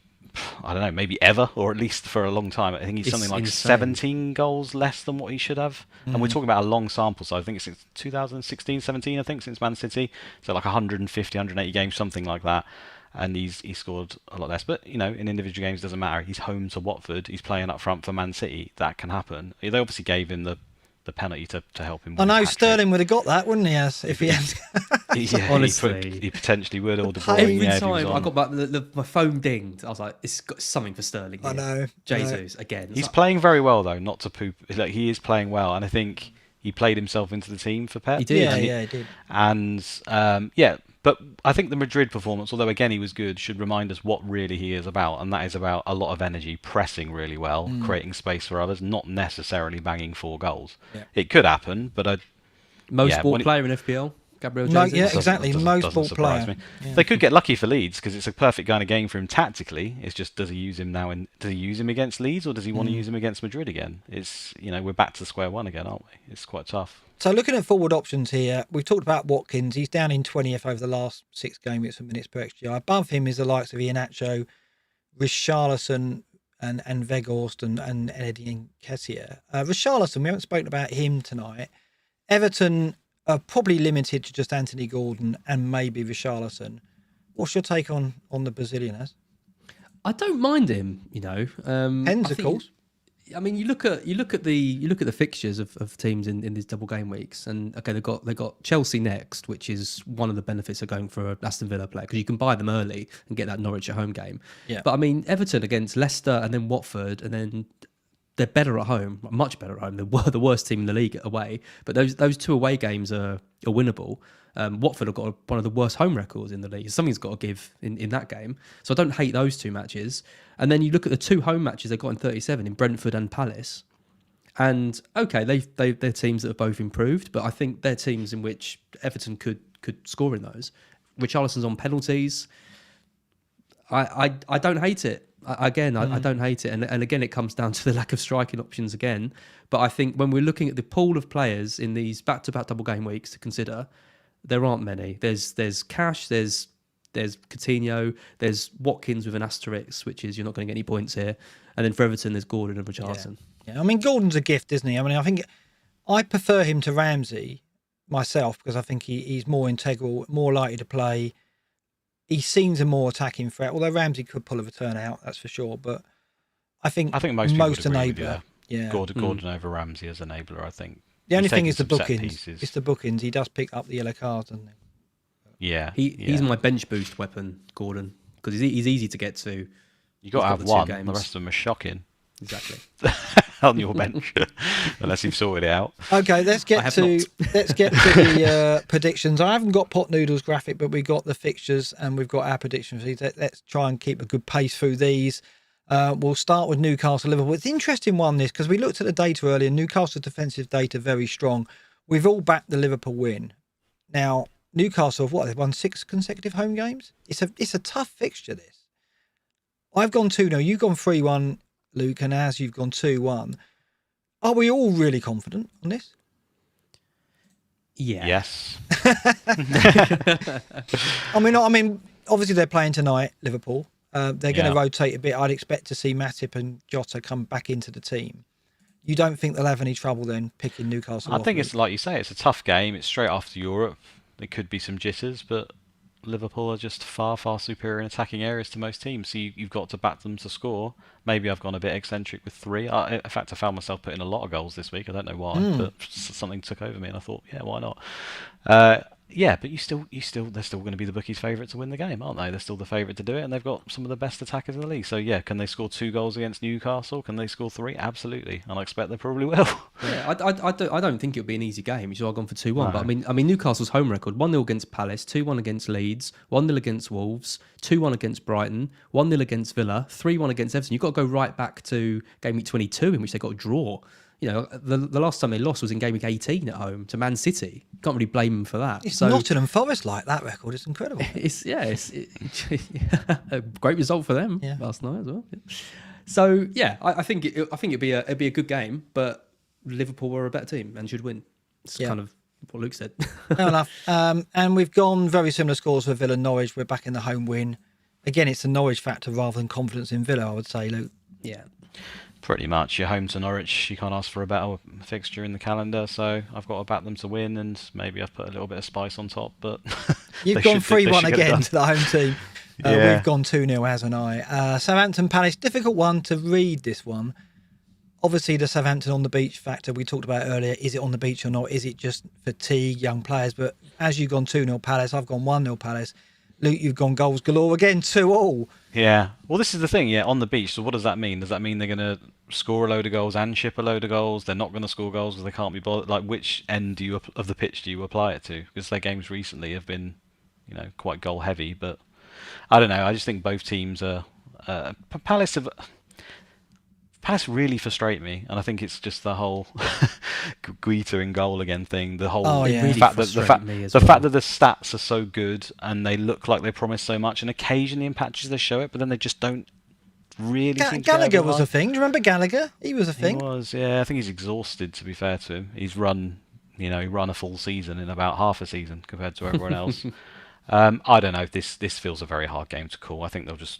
Yeah, 2-2 I've gone for, but honestly I wouldn't be surprised by anything there. Look at this, Watford Burnley. I haven't gone a 1-0 Burnley. I got it right this week, but I've gone 1-1 Watford Burnley. Luke, you've gone 2-1, but as you've gone the 1-0 Burnley. Is that a Wouter goal? Just Watford are so bad at home, just so unbelievably bad at home, and Burnley are good now. That's that. That's what I've gone with. Yeah. Okay, next one is Fetcher Conifers as this is live. Get down the garden centre, it's Wolves versus Brighton. Come on, this looks terrible, doesn't it? Blimey. I do need some logs for the barbecue. Look at this, look. Wolves strawberries in season? Or I don't know. But did the garden centre sell them? No more to, maybe? Mine does. Mine's up market, Mark. Definitely. As you've got 1-0 Brighton, I've gone 1-0 Wolves, and Luke... The goalmaster has gone 0-0. So. Yeah, I had to sort of take some out of somewhere, and this made sense to take it out of here. Yeah. 4-4 thriller confirmed. Yeah, probably. Dreadful game on paper, this. I mean, these two teams we picked out earlier when we were looking at teams that had nothing to play for. See, at least when Wolves had Traore, you would tune in for some banter every now and then, or him to run past a few people. And, they don't even have that anymore. I miss an oiled up, muscly dude running around the pitch. Oh, I wondered where you were going with that, but yeah. Ever since wrestling. I think Neto, though, we need him back and playing. We do, we need him fit and playing. Now, next season, he could be a factor. I mean, he's going to be cheap, and hopefully he can recreate the form he showed the season before last. But, yeah, they haven't really been in the... I mean, like Palace, they haven't been a factor in our seasons, really. We flirted with Jimenez, haven't we? I've even gone in for Podence, but... Well, I got him for a red card. That was lovely. Yeah, against Leeds, and it's Leeds up next against Man City. I've gone 2-0 as of you, and you've gone the 3-1 again. A popular score for Luke this week, 3-1. It is, isn't it? Yeah. We don't think they'll have any trouble here then, City, Luke. Again, I wouldn't have thought so, the way they're playing at the moment. I think Leeds may be able to get a goal. I think just Man City people seem to forget they have got a lot of injuries at the back at the moment. And again, it's this whole system thing. I know they've got world-class players to come in and replace, but it's the players they've been playing with for most of the season, right? And Cancelo will be back. I think that's a big factor. He, not having a right back was obviously a big issue for them against Madrid. So Cancelo probably comes in at right back. You got either Ake or Zinchenko at left back, and then you got Laporte and Diaz. So it's still obviously 4 very good names there. So they should be okay, but I just think the way Diaz is playing, maybe they can give up a goal to Leeds. Okay. Everton Chelsea, close one. As you've gone 1-0, I've gone 2-1 Chelsea, and you've gone 1-0. Just sneaking a victory then, Az. Yeah, I mean, I was both kind of impressed with Everton against Liverpool, and also massively turned off by Everton in that game, because it was a strange game to watch. Like, from a football perspective, it was kind of just dreadful. Charlton diving all over the place, like, I don't know. But it was what they needed to do, right? Yeah, spoiler, and right? Yeah. It was a spoiler. So yeah, and they're gonna have to do that again against Chelsea. I think Chelsea will just have enough, but I'm interested to know what Chelsea turns up tomorrow against United, because if they play like they did against West Ham, they'll struggle in that, and they'll struggle in this one as well, I imagine. But they should still win. If you bought in Chelsea assets, would you carry them into the double game week, given that the Leeds game is going to be a rotation point? Would you hold on to them, or would you start? I think you have to. I think you have to, and you look at someone like Barnes for inspiration, because he was someone who I bought in and I knew was going to get rotated, but then he did play and did get a goal. So you have to kind of assume you're not going to get loads of minutes, but then by attrition you're going to get some for good players playing for good side.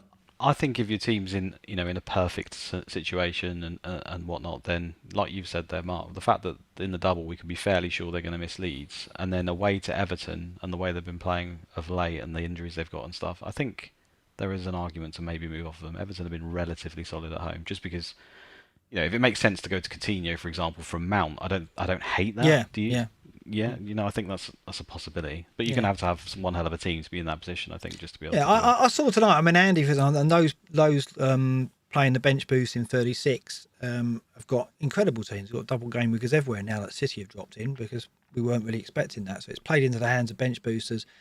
And Andy Northas was saying that he's got so many double game because he's now going to concentrate his transfers on getting the weaker double game weekers out. And he cited Chelsea as those, right? And I think that's it. If you've got the luxury of getting, even stronger double game week players, that's when your Chelsea players are going to make way. I think if you're just trying to get as many double game weeks as you can with your transfers, you're going to hold them. That's basically what's going to go. Spurs Leicester 3-0 for me, 2-0 for you guys. We don't see them having any trouble because Leicester's the rotation, right? They're going to come off the back of their European fixture, and we're expecting to see a heavily rotated team. And also Kane versus Leicester always does well, right? Are we backing Kane in this one? 16 goals in 13 games against Leicester, and 3 assists as well. So if you're looking for Did he score 3 or 4 at the end of one season? He did indeed. Yeah, he got 4. Yeah, and then in his Salah year, it was the last day of the season. I think he might have got 3 because I had him kept 2 or 3. My only slight worry here is the fact that because he's going to put out such a rotated side, we would have thought, because it's between Roma. We've seen this from Leicester a few times now, where they have, and your attacking data backs this up. They've kind of just not done anything and just sat in, and that's the kind of opponent that Spurs struggle against. So is the quality of player going to be a factor here? Is it the way they set up? I suppose it's just we can paint the narrative whatever way we want. They rarely concede more than 2 goals, Leicester, but the last time they conceded more than 2 goals was against Spurs. So, we've said it all there. We've all put them to win 2 or 3-0 and not concede. So let's just hope it goes that way. West Ham, Arsenal, London derby. You've gone 3-1 to Arsenal, as I've gone 2-1. So has Luke. We see them nicking this again. West Ham. We expect to see some players rested, but they put a weaker side out of Chelsea and perform. This won't be easy for Arsenal, will it? But I think we're right back in the win. I don't think it'll be easy. I think Saka being fit will be a big factor. If he's fit, then I wouldn't be particularly worried. If he's out, then again, I think, be Martinelli back in again. Yeah, 2-1 feels about right. And look at this, Man United, Brentford around it off. As you've gone the 1-1, Luke has gone one further and gone on a away win Brentford. So I've got to come to you, Luke, just United fan. You think the misery continues, right? Yeah, I suppose it's just the pessimist inside me. I think Brentford are playing particularly well at the moment. Again, they've got a plan, a clear idea. On paper, I suppose the bookies will have Man United as favourite, and they probably should be. But I think we've learned today Sancho's out as well, who's probably been our best player in the last few weeks, even though he's not been getting the pitch time for some reason. That's a worry. Again, it sounds really cliche, but if Brentford score early and Man United at Old Trafford, the crowd are going to be horrific. So yeah. I wanted to ask, because I tweeted the other day about Ranić and kind of the job he's doing, because I I don't think he gets enough criticism for the job he's doing there, which is a poor job. That's because we know in my he's a standing manager, he's an interim, isn't he? He is, yeah. But I mean, Ole was a standing manager, and he ended up getting a full-time contract and got them to second the next year, and actually galvanised a group of players and got them all playing. He got the likes of Pogba and Martial playing, and well. And Ranić was tipped to be literally the perfect person they could have brought in. And he's almost got this kind of shield of immunity around him. He can say what he wants. He can get rubbish results. In fact, the worse the results he gets, almost everyone's praising him even more, saying, "Oh, look, he's shining such a spotlight on how bad United are. He's exactly what we need." I just don't get it. I tell you what it is, what I can think it is. It's just Man United fans are bored. We're fed up. It's been so long that this has been going on, and a string of managers where it's like we don't want to just even bother blaming the manager, and because he's interim we know that he's going anyway, so it's more just look at the team, the players, the board, the situation that we're in. That's what the main issue is. And I think even if he was doing well, it would be still. But you came second last year and added Varane, Sancho, and Ronaldo above Liverpool. I don't get. I'm not why saying he's immune for so criticism. much. I think some of his decisions have been poor. I just think it's not that we don't think he's poor. It's that we hate other people more. That's what it is. There are easier targets than Ranić.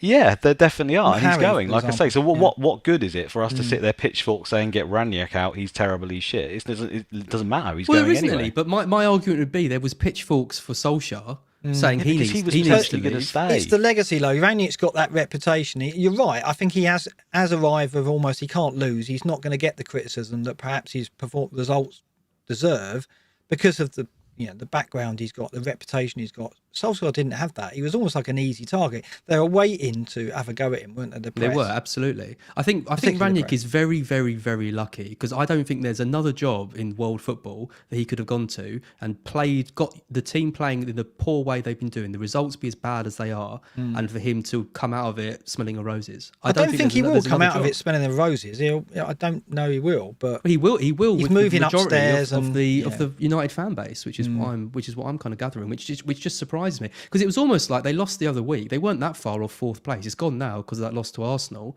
but he was almost throwing the towel in after that loss and saying, this is where we are. We're not good enough. Like 3 points off fourth. What's more shocking as well is some of the performances have shown a lack of coaching, a lack of ideas, a lack of understanding in teammates and patterns of play. Well, it comes back to the people keep saying the players are unmanageable, isn't it? That's what whether you believe it or not, I don't know, but it's been a lot of managers now that have suffered, isn't it? So true.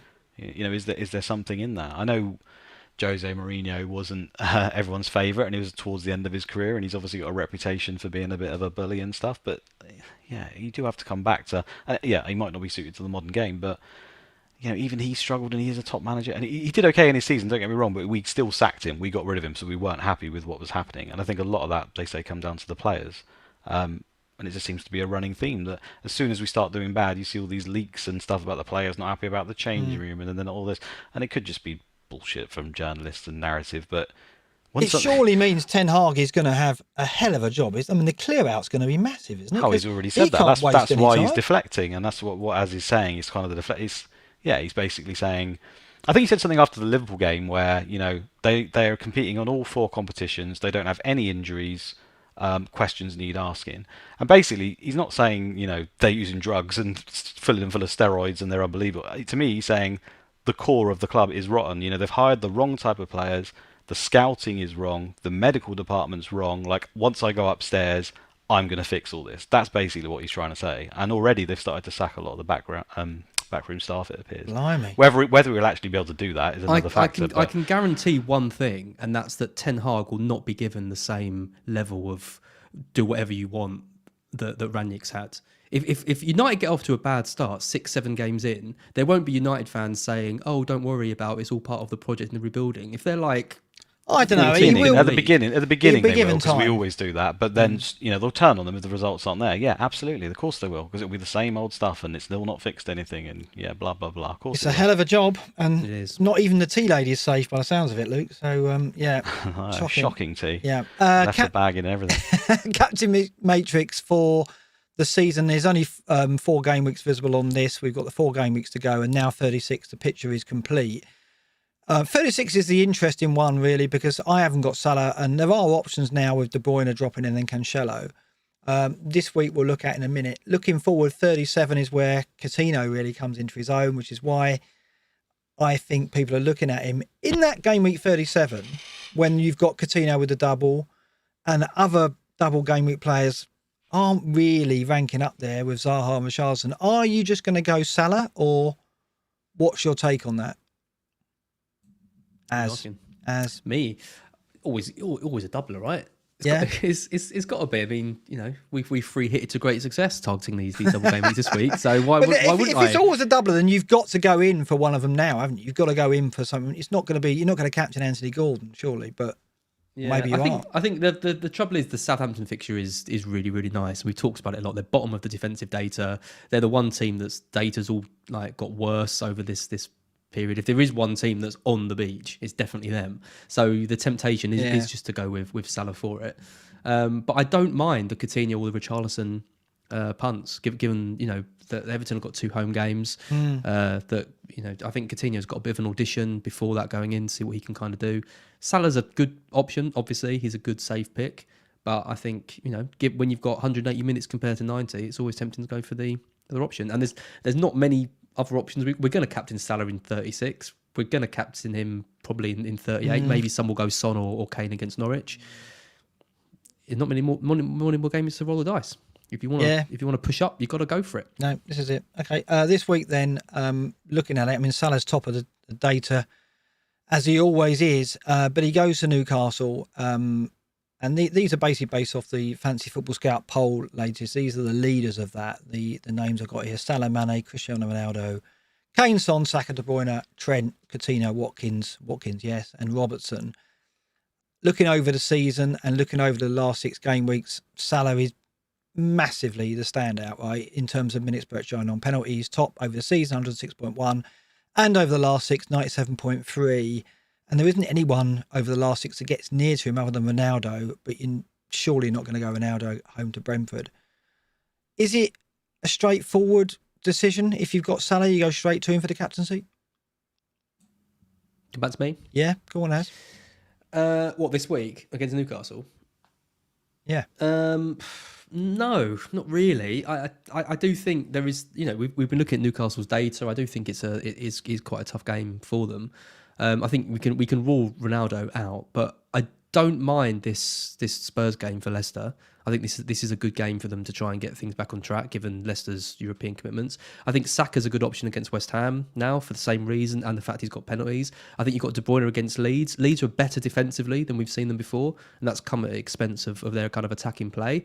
But I like De Bruyne. If you've got De Bruyne, I think he's a ready-made differential there who should get some sort of significance in that. So no, I don't think it's a given to captain Salah. It's an easy one. It's a he's never going to be a bad option in any week, but I don't think I'll be captaining him this week. If you look at the defensive data of the opponents for those candidates we just went through, Newcastle are the toughest defence, 91.8 XG non-penalty over the last 6. Norwich are the worst defence, not surprisingly. We talked about Coutinho already, but West Ham again and Leicester, you mentioned Leicester, are the 3rd worst defence on show.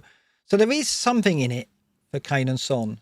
And I mean, I haven't got Salah, so I will be probably going to Kane. I think Leicester will sit deep, and hopefully that suits Kane. But I mean, if you take out the United game, where obviously Salah went crazy, it's 1 goal and 2 assists in 6 games for Salah. Yeah. So the returns haven't been literally incredible, and it's one of the reasons why I wanted to go for Jota instead and spread the money round. And obviously, I wish I had easy to save hindsight and all kind of that, but.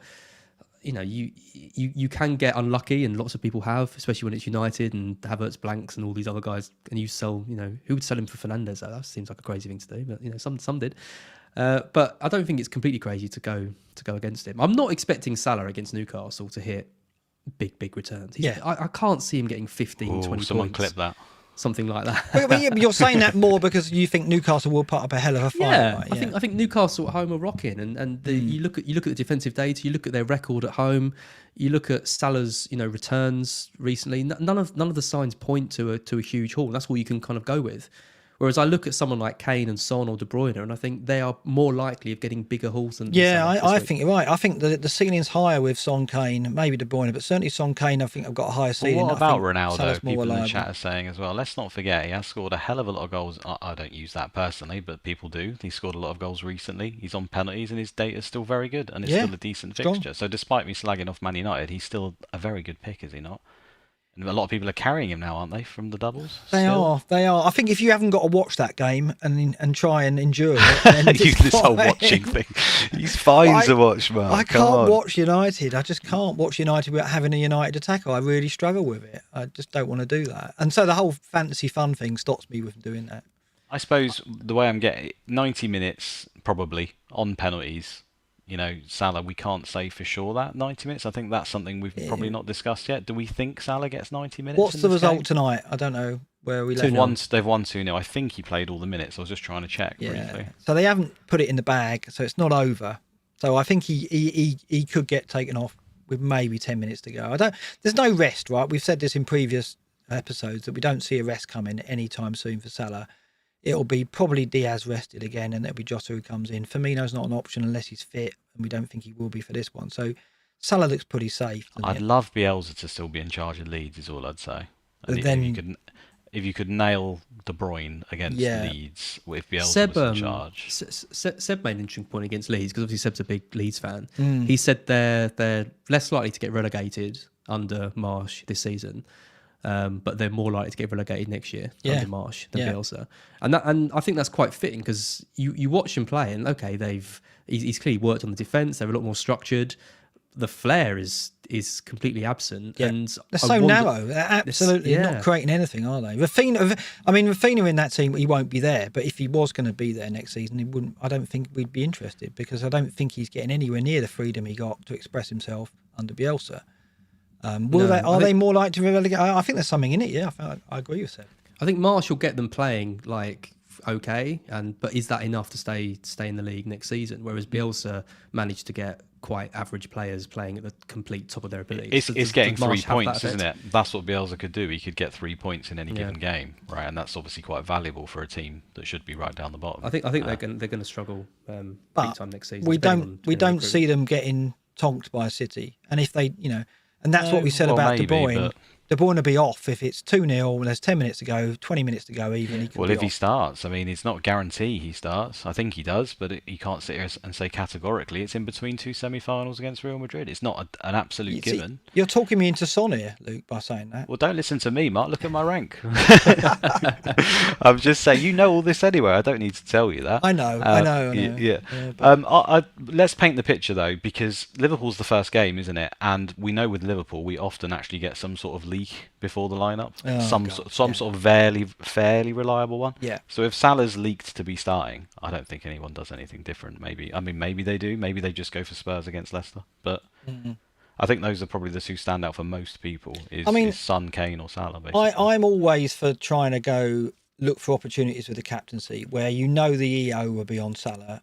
Is there a good captain with a decent fixture who could gain you rank as a result of the EO that would be on Salah? And I think it doesn't get much better than Son and Kane at home to Leicester, given that Leicester are going to be a weakened team. So I think this is a week to, unless you're very happy with your rank, unless you're you roll the dice on Son and Kane myself.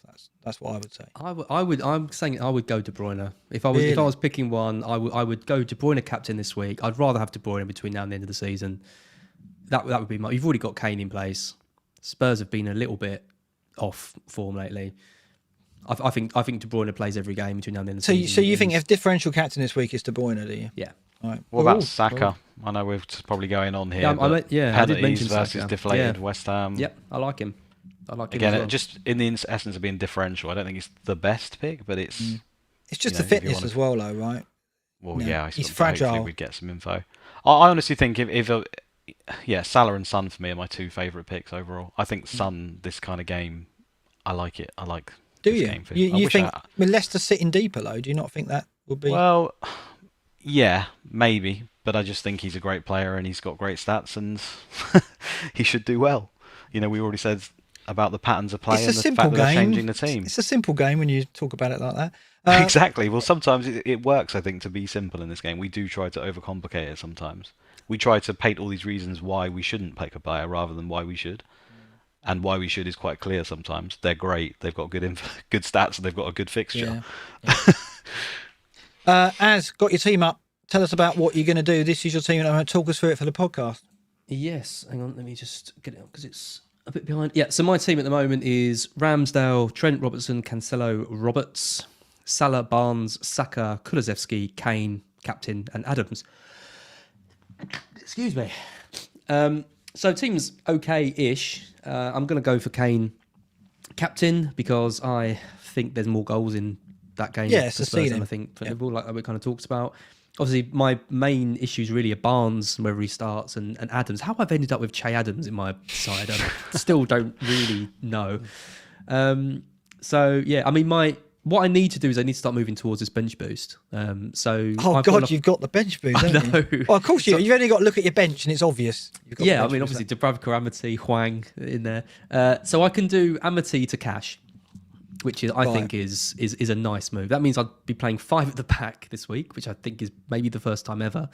And then I'd bench one of Barnes or Adams, which doesn't seem too bad. And then I could lose next week, Gamira's for Gordon. And then, I mean, Hwang is terrible, but he has got a double game week, so I can at least get maybe 3 doubles or 4 are points. possibly the most horrific double of all time as well, isn't it? He's Is it Chelsea and Man City? These Wolves players, Liverpool, Man City, isn't it? These Wolves players that have found their way into our team this season, Chelsea. Hwang and Podence. I've had What them chips both. have you got as? Remind me, just the bench boost. Just the bench boost left. Yeah. Yeah. So it means my bench boost in 36 would be Dubravka against City, Gordon, Roberts against Villa, and then Hwang, which isn't great, but it never is it? Let's be honest. I'd tell you, if you get all of those guys play twice, you've probably done as good as anyone else would. Well, Dubravka won't play twice, but that's a good point. maybe it's open. And also, I'll have Adams, and he's rubbish. I don't know. It's not ideal. Nothing's ideal, basically, but at least doing Amity to cash seems a good move on paper. So what about Barnes? Are you going to hold him through the double as well and hope he plays? Yeah, he's all right. He'll get a start against Everton or Norwich or Watford. Could do some damage in that. Okay. You're not thinking about hits for the bench boost then now. You're not falling into that trap. I might do. Yeah, I could be swayed into a hit or two. This is your opportunity to get him to take 100,000 rank drops. Keep talking. Well, we got next week. That's what it's going to be about next week. I'm going to mind games him into like a massive hit. Mahrez is looking pretty good yeah, this week. I'm flying. Absolutely not. I think realistically, to go into, I can't believe I'm saying this. I'm happy with Hwang. Aren't we all? We're definitely clipping that one. But Dubravka, Amity, Gamiras, and Adams aren't ideal. Let's be real. So there might be some hits. There might be some hits to sort. I'll look forward to that next week. Luke, let's bring up your team. You're going to take a while to catch up. You're playing 5 at the back this week, it seems. Well, I say that. Half of them don't turn up. I'm looking at you, Reece James. Yeah, well, that probably is a possibility. I think you're all right elsewhere, though, with Trent, Robertson, Alonso and Cancelo. I think you're fine. So you want to talk us through it for the podcast there, Luke? Yeah, I've only got 3 hit left, so I'm going to be doing that in 37. Yeah, but for the podcast, Foster in goal. Obviously, that's not particularly good. Could play Forster. I'm not even sold which way I would do. Foster and Forster, the risk of getting them mixed up is absolutely high, isn't it? And also the points, it goes for anything from -2 to about 1, so it's really tricky. Trent at the back with Robertson as well, Alonso and James and Cancelo, and then I've got Salah, Saka, Mount. You're 5 at the Foden back in like midfield, me. and then Kane up front. Yeah, I have. I don't know. I think with Chelsea, because I've only got the free hit, which I plan to use in 37. It's similar to what you said before, Mark, about trying to fix my better doublers, and I think Chelsea, it probably makes sense to move one of those out. Now, given James is apparently struggling to play a lot, as much as James has hurt me this season, he's also been very good for me. So I don't want to move him out, but I feel like it probably makes sense to move him to maybe Laporte or Diaz. I just don't know whether I do it this week, because I think they probably have almost equal chance if they play to get a clean sheet, or fairly close. So I may save, or I may do James to a Man City defender. That's basically the only thing I've got on my mind. My alternative, if Saka is ruled out for whatever reason, then I'll look to get Coutinho in for Saka probably. Right. Yeah. What are you going to do with Arteta? Keeping him to the end? Probably, yeah. Like I say, free hit in 37. He's just going to sit on the bench, one forward really. Hopefully won't have to use him with that team too much. I may have to, but Ramsey's also there as a cover. Yeah. I'm happy with my team. I took the hit to sort my team out so I wouldn't have to make too many transfers now from the end. That was the theory. We've got to celebrate something of Luke's. Oh, go on. What's We need that? to get the party poppers out because you hit 100 points worth of hits. With your minus What, for 12. the season, really? 100 points. Wow. Is that the most you've ever done in a season? Probably is, isn't it, Luke? Probably, yeah. Probably. Blimey. Almost certainly. Well, Can't really say it's worked, can you? But, you know, in a season like this, everyone's this is a party, Mark. You never tell. sorry. This is my party. It's a melon party, Luke. You're not Or a coming waffle next one. year. Yeah. Well, it's all right. You can laugh at me now because look at this shower. I've got Bruno Fernandes to get rid of. Right, for the podcast, Pope in goal. Yeah, all is forgiven, Pope. He can't look me in the eye after I dropped him with a free hit. Trent, Robertson, Cancelo, Saiss. He's back in the team. Don't worry, he's going to go. Bruno Fernandes, another one is going to go. Saka, Kulusevski, Coutinho, who's there already. What foresight. Kane captain at the moment. And then the rejuvenated tree that is Weghorst up front. Bench of Broja Podence, who is you've got Wang, I've got Podence. And Fabian Schär, Foster, the reserve keeper. So what am I thinking of? Well, I guess I'm thinking Bruno's got to go, right? Because arguably I could hold him, but Bruno to Son or Bruno to De Bruyne is one move, and then I'm probably going to do Saiss to Cash, take a hit, because obviously I get some of that back with the double. I do think Cash will get all of Villa's games to run in. I think he'll probably get all of them. They don't really have an attractive alternative in his position that can do a similar job as him, so I think that he'll play all those games. So I do think I'll get that 4 points back on Cash with appearance points. But what do you think? I mean, Bruno's got to go, right? I just can't stop laughing at Podence. It's the big red flag on him as well. No. Just really kind of. I got him in. I think he was an enabler for somebody back a few weeks back, and he did get me an assist straight away.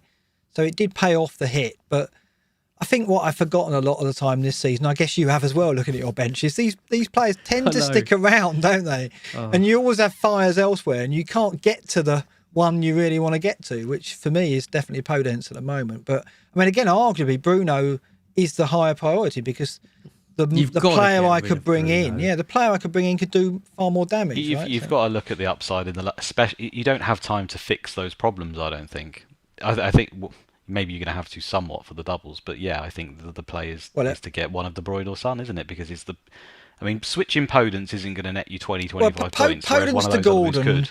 Podence to Gordon is a given for the doubles, right? In 36, Podence to Gordon would be one of them. And I could take the hit this week, but why would you with Gordon's got Chelsea? So it makes sense the hit being Saiss to Cash, because I don't think Saiss may play, may not. I mean, it depends on Kilman's fitness. Cash will play the doubles, so I think that makes sense for the hit. And then it's Bruno to Son or Bruno to KDB. Where do I go? Bang, isn't he? Well, sorry, wait, hang on. Do you have to take the hit if you do Fernandes to Son or De Bruyne? No. So why would you hit Saiss out for Cash? Because I don't think Saiss plays. I don't necessarily think he's guaranteed to start. If Kilman's fit, he may not start because he's been in and out. This is the Garden Centre game, so you would hope for. Yeah, I mean it's a good fixture. If Kilman's not fit, I will probably keep him and not take the hit. Yeah, because I think they could keep a clean sheet against Bayern. Yeah, and then it'll be just so it's really is it Bruno to KDB or Bruno to Son? KDB is the Maverick pick. I already know what you're doing, Mark. You're talking of KDB. You want to do KDB, but you'll do Son. I know it already, and he knows me too well, doesn't he? That's why you're laughing. Az agrees. Do you agree with that, Az? I think everyone in the chat is going to agree with that as well. Yeah, you know my thoughts. I would go KDB over Son, but I would be very surprised if you didn't get Son in. Yeah, I reckon you could even chuck him the armband. Triple Spurs attack. I know, that's the worry. I know. What could go wrong, Mark? I know. We showed Ted's graphic which had them down in the bottom corner, which wasn't good, right? It wasn't good. Yeah. It's just De Bruyne's minutes, right? And also there's that faint hope faint risk that he could get rested. Honestly, I wouldn't worry about the minutes. I think the point that Son probably comes off as well around that time is You can use that if you They want got to. a league. They got a league to win. He's the most important player. He's gonna. The Watford game was big. If he'd missed that, if he hadn't played in that, I would have said there might be some rotation. But they didn't need to play him against Watford. But they did because they wanted the security they were going to. And I think I'd rather have De comfortably. Bruyne for the doubles because I think he'd be a better Game Week 36 captain. And then if I get De Bruyne in this week, it means I can use a transfer elsewhere next week without taking too many hits. So I think it will be De Bruyne actually, Luke. I think you're going to be wrong, but it's a long time till Saturday morning. That was my plan all along. Maybe Yeah. that was my... The meat shield can't be doing mind games. That's not part No, of the it's contract. not. is it? It's not in the contract at all. It's like the thing is, I do feel at the moment every time I touch my team, I do damage, which is not good. I mean, the free hit just summed it up. Give it to your son. Yeah, he's absolutely Yeah. destroying me at the moment. Absolutely destroying me. I'm embarrassed by it. Do not look in the bigs and smalls leagues if you're in that. Right? Failing that, you remember that gif of the cat that's just randomly bashing the keyboard? Why don't you employ him? I know it does See feel what- like That's what he's been doing all season. honestly, it's one of those, I said it earlier in the season. I'd rather just take my hands away because as soon as I make a transfer, it always seems to be the wrong call, and it's just been one of those seasons where that's happened. And I know that I'll do it again. I'm sitting here going Son or KDB. I'll know I'll go to the wrong one, whatever I choose. Well, Bruno It just will score seems 3. Bruno will get a hat. Yeah, I know. Let's hope not. I'm just about holding off Natalie in the Apprentice League. She's 8 points behind me now. As you must be absolutely loving this, right? Yeah. Sorry, I kind of am. It's brutal. I don't know actually. I don't know how I'd feel if she beat you. I feel a bit weird about it Yeah. going into next season. Kind of. I don't know. Well, Time to like. put She's you down doing or content something. now. Yeah, She that's is. it. So yeah, content creator. So You can come and join me, Mark, and then Oh, you can go with us. And yeah, we'll just have some sort maybe. of loser brigade. Maybe that was it. Maybe that was his plan all along. Black Box League. Lord Pacino is the team name. Sebastian Ferreira is the name of the manager. He's 10th in the world. 10th in the world going into, and we were back in. Impressive. I think He's we're in the back chat in. as well, by the way. Is I he? saw him talking. Oh, yeah. I think we're back in the. Well, welcome to the chat, Sebastio.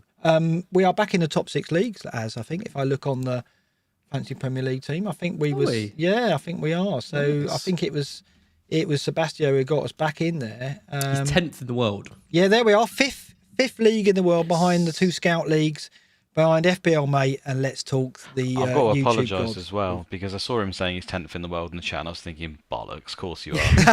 We- And then I see yeah, his but name right at the top, so I apologise. You didn't tap back. You didn't type back though, did you? No, I I'll didn't tell you type. It was that. just in Okay. my mind. My mind is guilty. I'm Yeah, sorry. yeah, well, don't beat yourself up when your mind is guilty. He's looking at De Bruyne, by the way, Mark. Just to let See, you know. well, so am I. And then he says Kane's Don't record do it, is- Sebastian. He's saying Don't listen to a word I said, Sebastian, right? Please, because you've still got a chance of winning it. Please do not do that. Always makes me nervous. Green Arrow, as talk about this. Where are we? We have got an up-to-date graphic. 1464 on the Mills after game week 34. FBL Greece sent me this mug. I've got it this week. There it is. Remember that? Alexander Arnold's 14 points in that game. That was when I was good. It's always nice to have that around. was a bad Tell us all day. about this charity. That was a bad day. It was. Yeah, we both had a bit of a bad month. We haven't given much, have we? We haven't. We're giving £5 for every green arrow that we get between across both of us. We managed one meal we gave in April because we got one green arrow between us, which is absolutely shocking. But hopefully we've got one more month to go. We'll get some green arrows ahead of that. If you want to get involved, there's links in the description. The money's going to emergency aid in Ukraine. There's 1,464 meals already raised. And like I said, it'd be amazing if we can push it up to 2,000 or near 2,000 meals. Then we can all be really happy. Yeah, with let's the work we've done. make that for the final day. Me and Az will probably top it up if we don't get there, but let's get as close as we can to that. That's it, I think, for tonight. We've done over the 2 hours. We took the hit with the European game as well, as we always do on a Wednesday at the moment, but there are 1,000 in the chat at the moment, Az, so it's over to you for the smash and likes, right? Yes, absolutely. 158 likes at the moment, 900 watching. We appreciate all the likes on the YouTube stream. If you've enjoyed the pod, if you listening on the audio version, write us a review. That was a good request of yours, Mark. We don't have many. Yeah, we reviews don't. Yeah, on the pod. and it's always, I think it does us some good in the algorithm and stuff. But it's always nice as well because I always read those, and and also what we're doing soon is we're launching our website, and that's going to have more stuff on it, and you can put comments in there soon. So that'll be launched in the next. I think over the weekend I'll get that out as. It's another way of us getting some feedback from people who watch and listen to what we do. So that'll be nice as well. But the reviews on the various podcast formats are always good to read. Because some of the requests I've had have been things like the tables we show and where you can find them. Obviously, you can find them on Scout, and I've been working with one of the Will behind the scenes just to make sure that the tables that we build on there, we do a little bit of manual stuff, but from tomorrow, everything that we present on BlackBox will be available in the Scout members area, and I'll build those tables and we can share those. They'll be on the website and you can check out those public tables and that kind of thing. We'll also share more visuals and things on the website and stuff, so you can get your fix after the podcast without having to scroll through random YouTube clips to find the bits you want. Be easy. It's looking nice. Obviously Pip's really worried that I'm launching a new website, and in 5 years' time I'll be sitting in the back of a car on a laptop again. I had to reassure that no, it's just a front for our podcast. I'm not doing any more than that. Yeah, Chris will be worried as well. Yeah, I'll probably have a call with him tomorrow. What's that? Mark's launching a website. Yeah, tell him that. just to scare the life out of him. I'm not doing that, honestly. Smash and likes. Thanks so much for that. And Luke, as always, thanks so much for backing us up and making us a trio for tonight. It's always a pleasure, and hopefully the 3 red arrows will turn into 3 greens next week. We can only hope, can't we, Az? At least we're getting our good teams back after the free hit, rather than going into. You are? Well, you're getting Podence back, and I'm getting Adams. So I'm not sure. I'm not sure that holds, but no. Yeah. No, I just take hope some more hits, us. Boys. Christ, why you still got them players in your team? 100 points of hits is. Don't focus on the negative, Az. Come on. Never do that. It's a good job. I can't afford to do that this season. It's a good night for me. Good night, everyone. See ya.